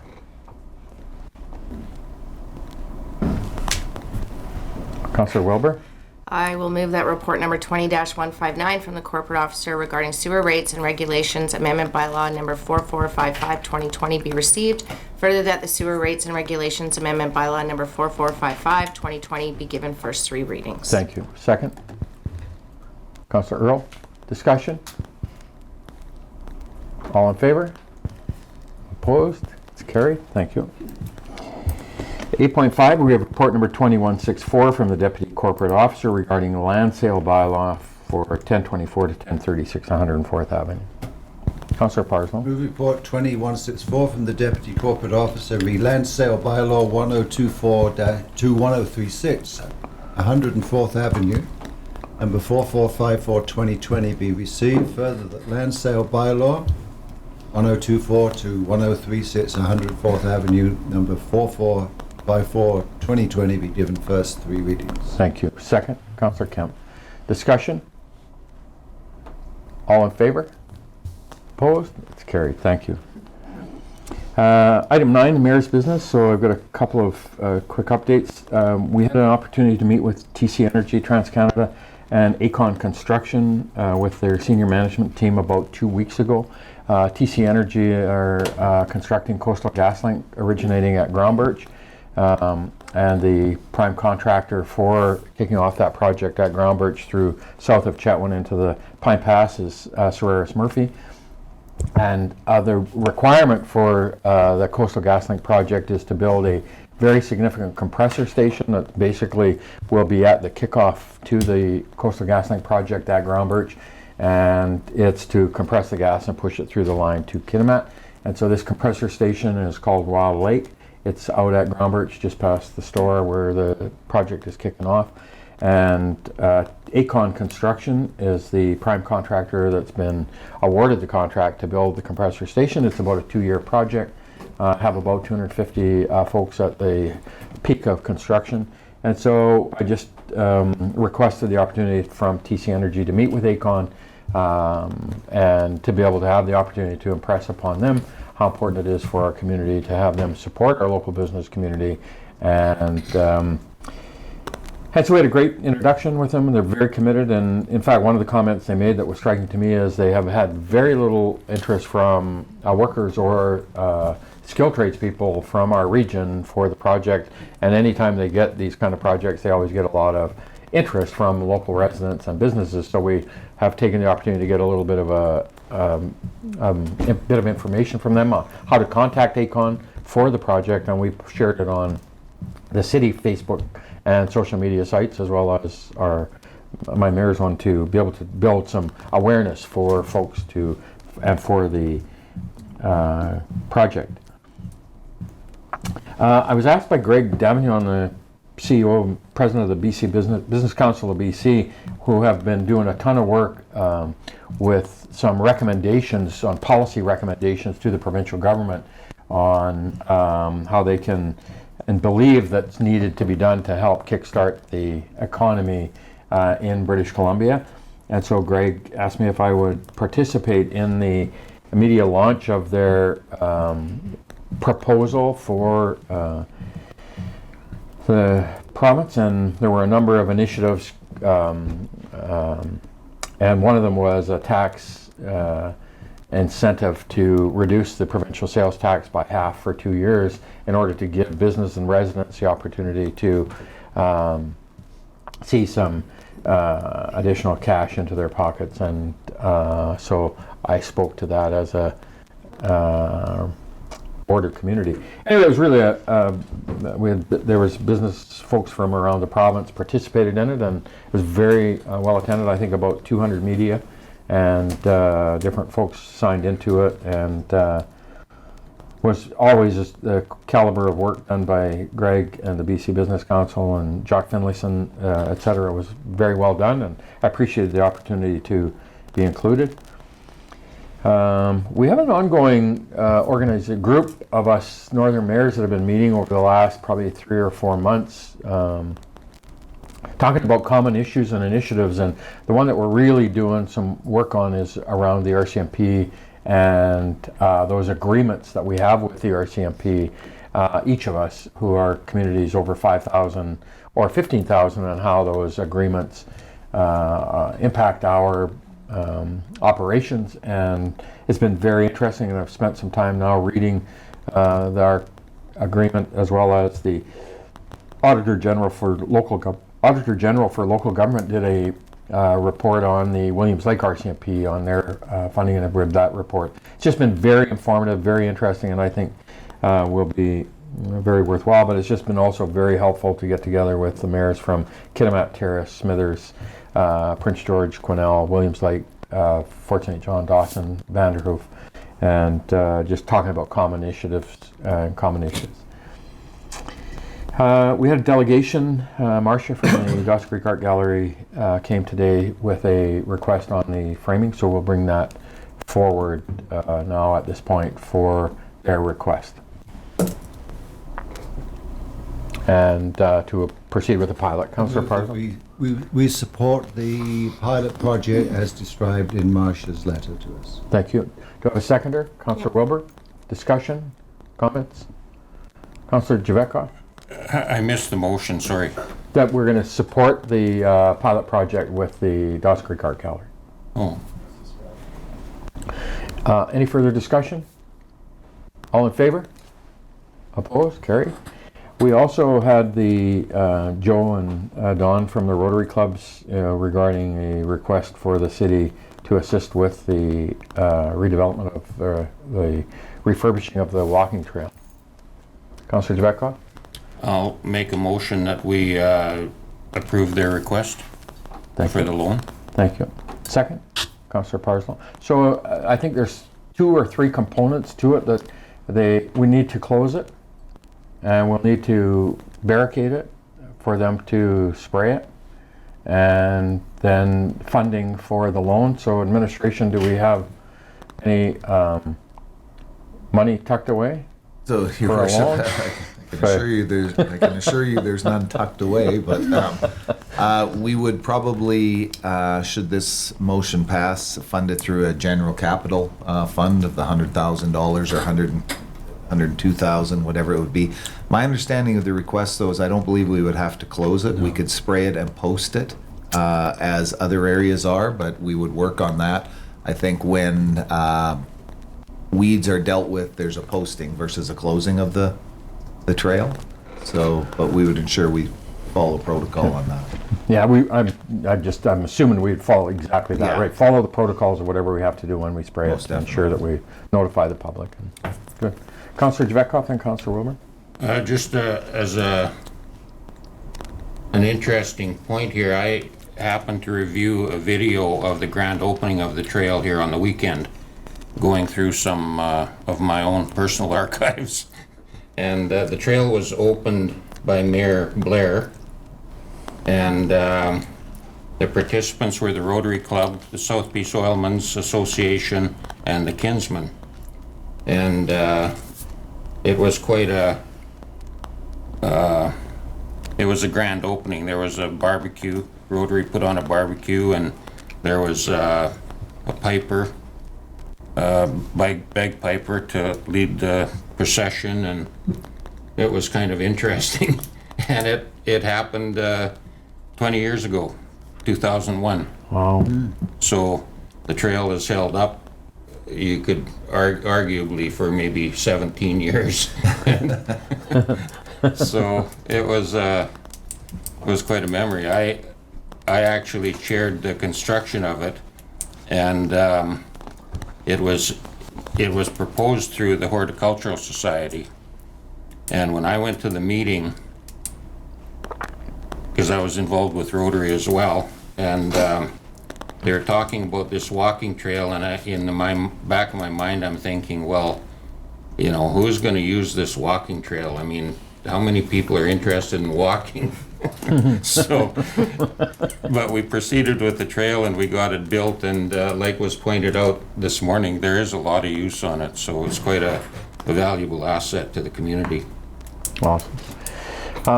We'll also, assuming if it gets approved, we need to get our grant to NDIT to assist them with that, because I think NDIT stuff has to be done before the project proceeds, right? You can't do it post, usually. Brenda? Yeah, through your worship, I have already had administration staff forward the grant writer information to Mr. Judge. Good job. Further comments? Further questions? And are we interested in putting any parameters around the loan in terms of how long or anything like that? Does council want to give any direction on that?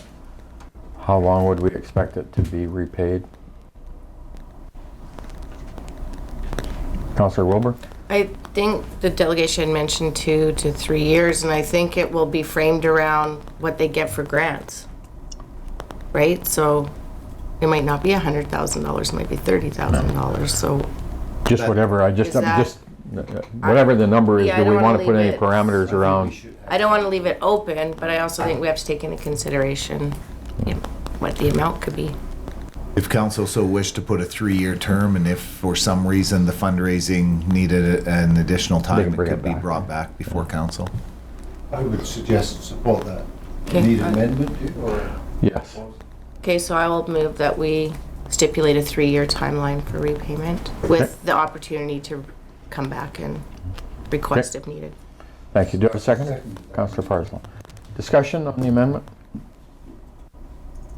All those in favor? Opposed? Carried. And on the main motion that we would support the request of a loan of up to $100,000 for them to, or a loan to complete the project, whatever it is.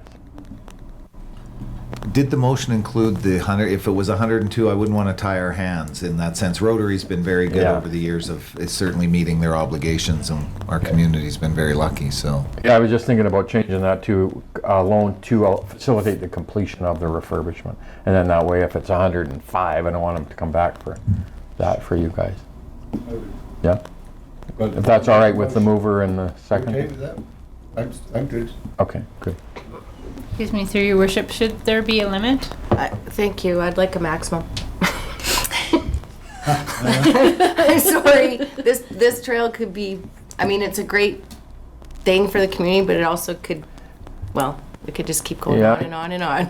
But I think they've got a bid price of it, and with the spraying, so if they have some incidentals, but I'm fine to, if you want to put a maximum on it, you don't want it to exceed 100 and whatever, then that's council's wish. I would suggest $120,000 maximum. Do we need an amendment? I'm moving that we. So, all right, so an amendment that we put a cap That we on, cap that we it loan at it up 100. to 120? Yep. Second? Councillor Parslow? Discussion? I think Blair is anxious to say something. no, I believe this is an amendment to the amendment. Is where you're at now in the procedural. Yes, that's good. I was biting Brenda? the bit, you could tell. 2 amendments are permitted for a main motion. All those, on the amendment, on the second amendment, all those in favor? Opposed? Carried. And on the main motion, are you ready for the question? All in favor? Opposed? Carried. As amended and amended. And it's amended and amended. Whereas, and whereas, and whereas. And we'll move to our CAO's operational update. Your Worship, you've covered the majority of things we've been working on. We continue to work towards completion of capital projects. I think people are seeing the work done. But the one I did want to highlight, we do have a by-election coming up. It is October 17th is the date that council has chosen to host the by-election. Papers for any individuals that are interested in pursuing a position on council. There is one vacant position, are available at City Hall now. They can be picked up upstairs, I believe just upstairs at the counter here, Brenda. They have to be returned and filed between September 1st and September 11th. And I just encourage people, if they are interested, I want to make sure they were aware of the process on how they could get engaged and receive the papers, and then take the opportunity should they so choose.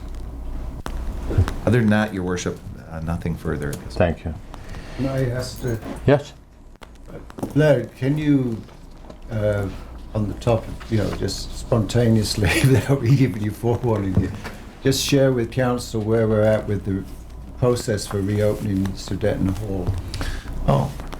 So Sudeten Hall, as Councillor Parslow stated, the work has been completed. I think probably expectations are above what people thought at this point. It has reacted better than anticipated.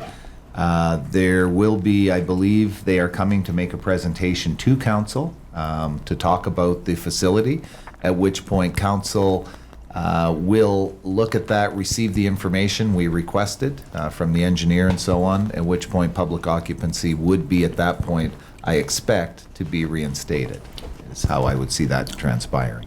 So maybe the next council meeting? Yes, as soon as we receive the letter, the delegation form, they will come forward. We will, once we receive that, ensure we have the appropriate work we have to do done so that it can move forward. Thank you. Councillor Wilbur? Just through you to staff, do you have just a quick update on where we're at with 15th? Are we proceeding along on time? How's it going? It looks fabulous, by the way, but I'm just I'll wondering. defer that to Kevin. They've made some tremendous progress lately, and Kevin. Yeah, so through your worship, 15th Street south of Alaska is nearing ready for curbs. I know they were compacting, and they were hoping that essentially the beginning of this week they would have compaction results and be ready for curbs to come in. They'll have to line that up with the curb contractors. Once curbs go in on the south side, then things move along fairly quickly, getting ready for paving. North side, today they're finishing off some water valve replacements, so we've replaced a number of valves within that stretch. And I thank the residents for their patience, because we've had to turn water on and off, and a number of people have been off a couple of times as we do that. Once the water valves are in, they're going to start on the storm sewer that will run underneath 15th Street. And once they do that, then they will start rebuilding the road. So as of right now, I would say they still target to have everything completed on time. All right, thank you. Thank you. Thank you. Diary? Nothing new to report, Your Worship. And consent calendar, few items. Motion to receive consent. Councillor Wilbur, second. Councillor Kemp. Anything that anyone would like to lift from the consent? All in favor? Opposed? Carried. Thank you. Strategic priorities. Your Worship, we continue to work on our new set of strategic priorities as a board, working on budget discussions as well, and I think we'll highlight those this afternoon at our first meeting. Good, thank you. Media, anything? So just prior to us recessing to close, there was a news release this morning. I just want to touch on very, very quickly in regards from Northern Health on the COVID-19. And there's been an outbreak in Northeast BC that they've issued a news release on that Northern Health's identified 17 lab-confirmed cases to date, 10 of which remain active. 12 of the total number related to attendance at an event in Northern Alberta. It is time event in Deadwood, Alberta between July 30th and August 2nd. People who attended at this event should be very, very much aware that there's been an outbreak as a result of that. We've identified, contact tracing has identified a number of contacts, 24 of whom are now self-isolating and are active daily monitoring by public health. And the majority of the cases are in the Fort St. John area. However, the exposure alert applies to all of Northeast BC. And so for me, I guess, we went through a really difficult time. I think community and residents locked down businesses, closed up, and now they've talked significantly and seriously about the second wave. I just honestly want to emphasize the point about how important it is for us to not take this for granted, not take this with any kind of lackadaisical approach. We need to ensure we wash our hands, need to ensure we social distance. We can't have our small business community get locked up once again.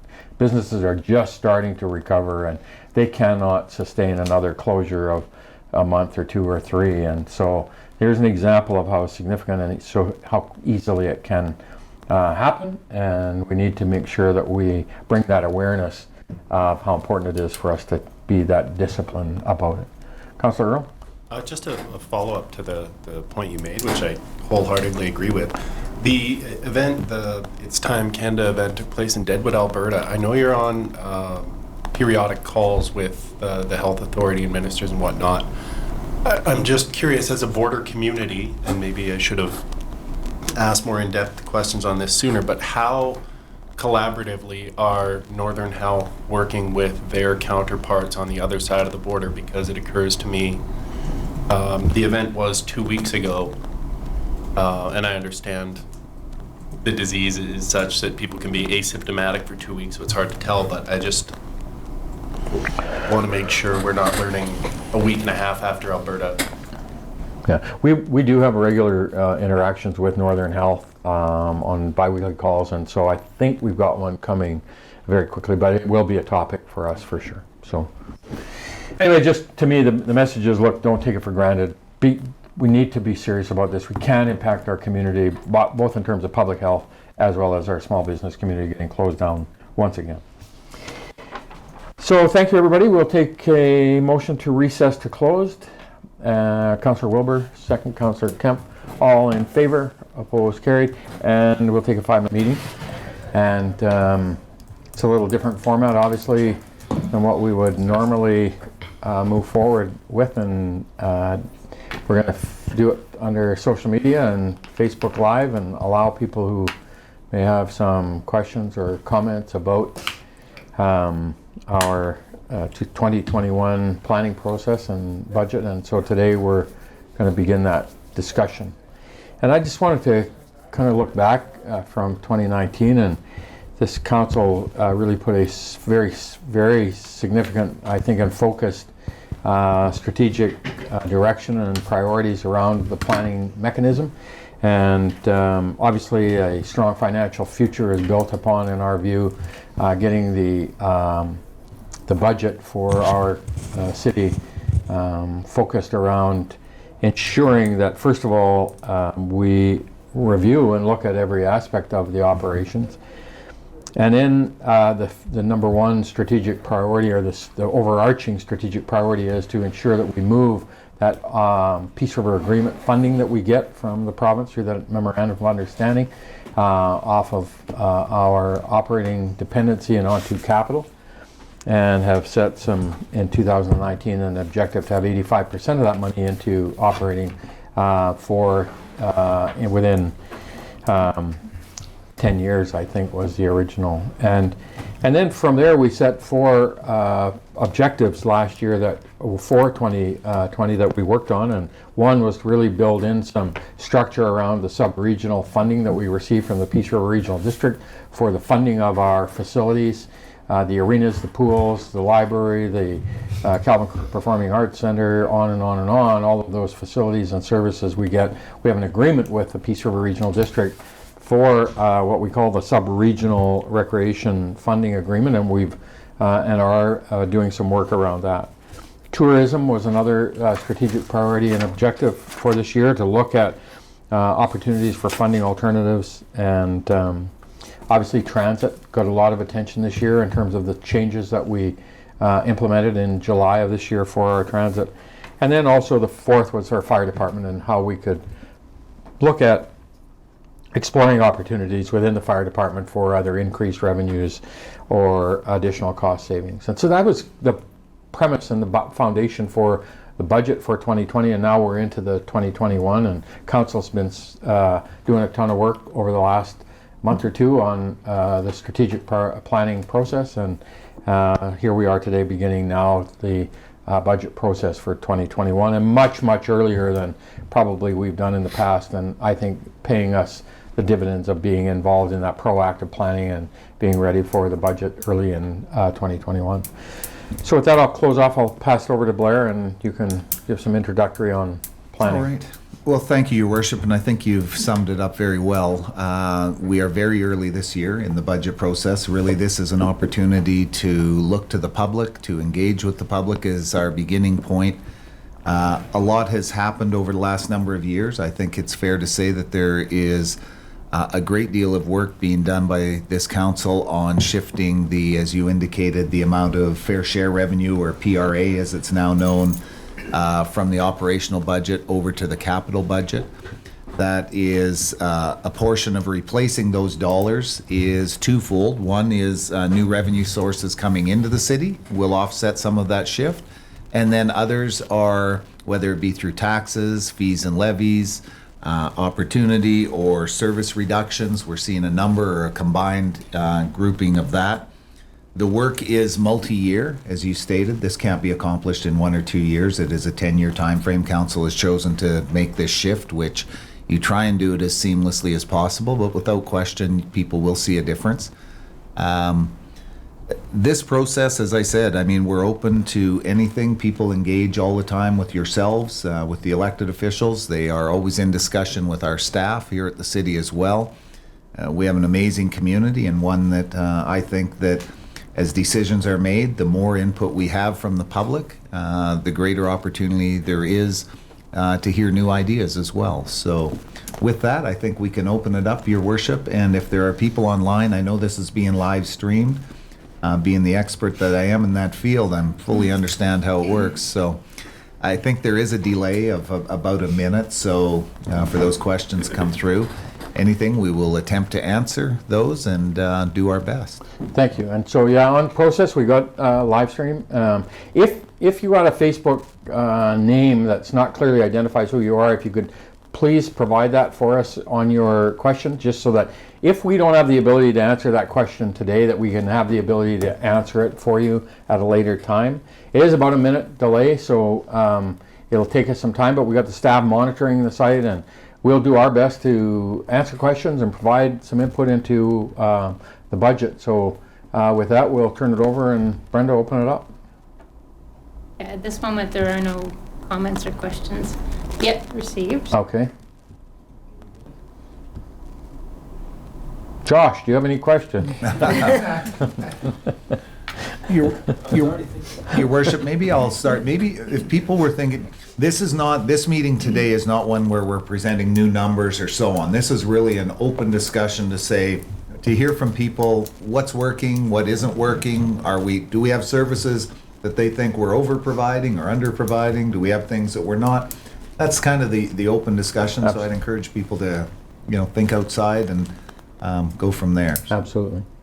Snow removal, grass cutting, services at our rec facilities, the pool, the arenas, the Calvin Cook Performing Arts Center, the library, the transportation, the transit, the airport, the on and on and on, the services that your city provides. Yes.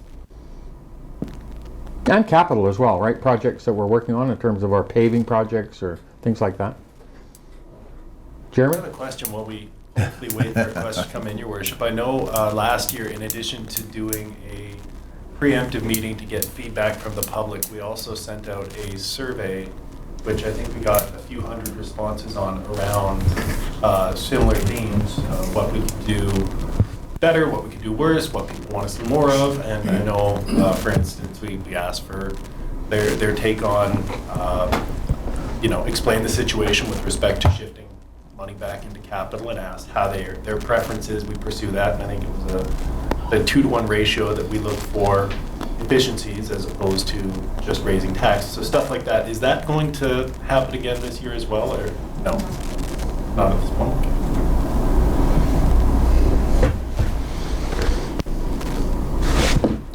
Well, people are flooding in with the questions, so. The majesty of democracy.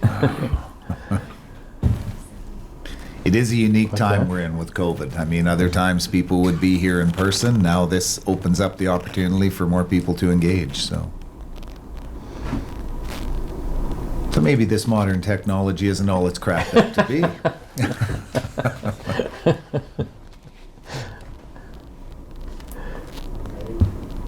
Okay.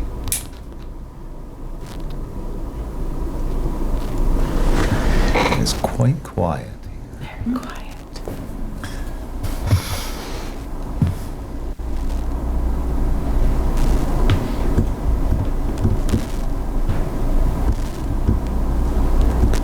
Radio guys hate dead air, right? Yeah.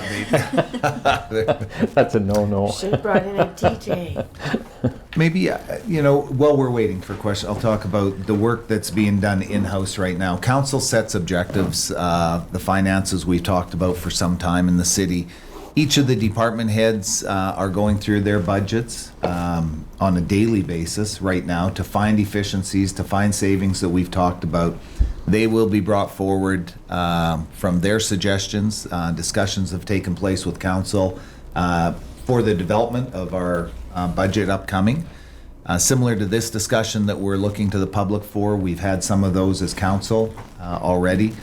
And many good ideas were brought forward. I mean, the department heads work very hard within the organization to find the efficiencies we need to find.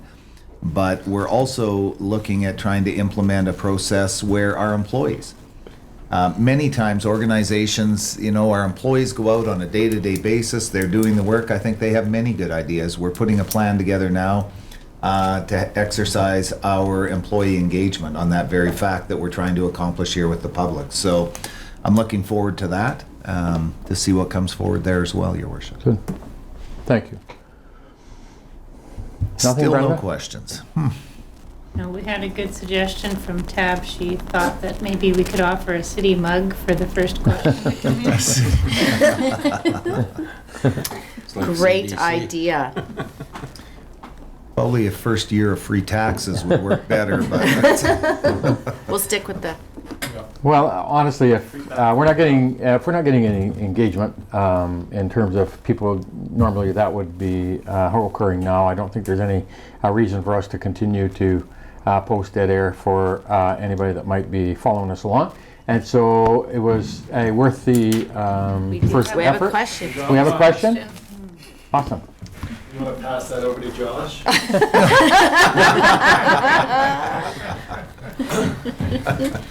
He goes home with a cup. Question is from Josh Anderson. Has there been any money allocated for the intercommunity trails that was discussed previously? So the intercommunity trails was an initiative brought forward a year or more ago by the Peace River Regional District, and they were doing some work on some intercommunity trails, both in Poos to Dawson Creek and in Fort St. John. And I think when they did the analysis and did some of the initial scoping of the work on it, I think the realization in terms of how the capital costs of that were going to unfold and the complexities of it never went further than from the PRRD and some of that initial consulting work. And certainly it's never been brought back either through the PRRD or to the municipalities that I'm aware of. Certainly it didn't come, it was Poos to Dawson, and I think Fort St. John had some interconnectivity as well in terms of some of their trail system, but it never went further than that. And I'm going to say it was about a year and a half ago, 2 years ago. I think so, yeah. So. Thank you, Josh.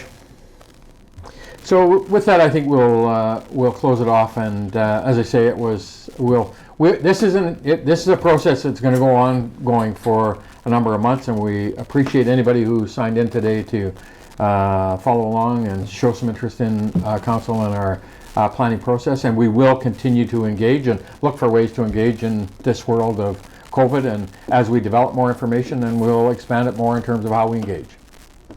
Blair? Your Worship, maybe before we close, would it be worthwhile explaining? I know I run into the odd person that will ask, why are we shifting money from fair share revenue from operations to the capital? And when I explain it, they understand it. But maybe it would be worthwhile just speaking about that. So going back to, and I'll put this in context, I think it was 1993, the discussions took place, Dawson Creek, Fort St. John, the Peace River Regional District all got together, worked with the government of the day at the time and achieved getting what was called the fair share revenue.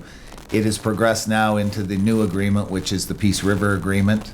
The region gets about $50 million a year right now, distributed amongst the municipalities and the regional district directors based on a number of factors, how much assessment you have in your class 2, 4, and 5, what your population is, and so on. The intent of that revenue was at the beginning strictly capital. There was a case made by the region that, look, much of our taxes have been somewhat skewed by the fact we didn't have access to that tax base. It was all falling outside in our region because most of the oil and gas industry doesn't fall within municipal boundaries, unlike much other industry in the province that falls within municipal boundaries. They gave us access to it, and then they said, look, it is for capital, but you can use it within operations to a set degree and use it for certain things. Most of the work has been done that way, but we actually shifted a significant amount into the operational budget over the last 15 years or so. We're now in the process of shifting the majority of it back. I think the discussion with council has been leaving the debt repayment terms in there, whether that be $2 million or $3 million of fair share revenue on the operating side is acceptable use of that revenue. But the other money, we want to try and get it out and move it to the capital side. So that's not easy to do. We're talking millions of dollars over a number of years from operations to capital. But it doesn't just come in the reduction of services. It comes in new opportunities for revenue, as I said earlier, opportunities to raise that money, to look at fees and different things we charge. Are we getting cost recovery in some things? Others, obviously not. But it has been, I would say, a long road to get to where we're at today. I think the city's in a good position, but not without making some challenging decisions. And we've seen that over the last couple of years. I think we'll continue to see that, but the more the public can engage and understand why the shift is being made, I think the better ideas they'll have as well coming forward. But I always encourage the public, if they say, look, just don't cut here, then please have a look at where you think it could go, because council doesn't make a decision to change a service or do something just for the sake that it's a decision they want to make. It is based on the financial sustainability of the city and the well-being. So, sure. Thank you. I'm filling dead air time. Yeah, no, it's like I say, it's a process we're going to be undergoing for a number of months as we go through the planning cycle, and so I appreciate people who signed in today, and we'll continue to engage and continue to do the work. So thank you, everybody.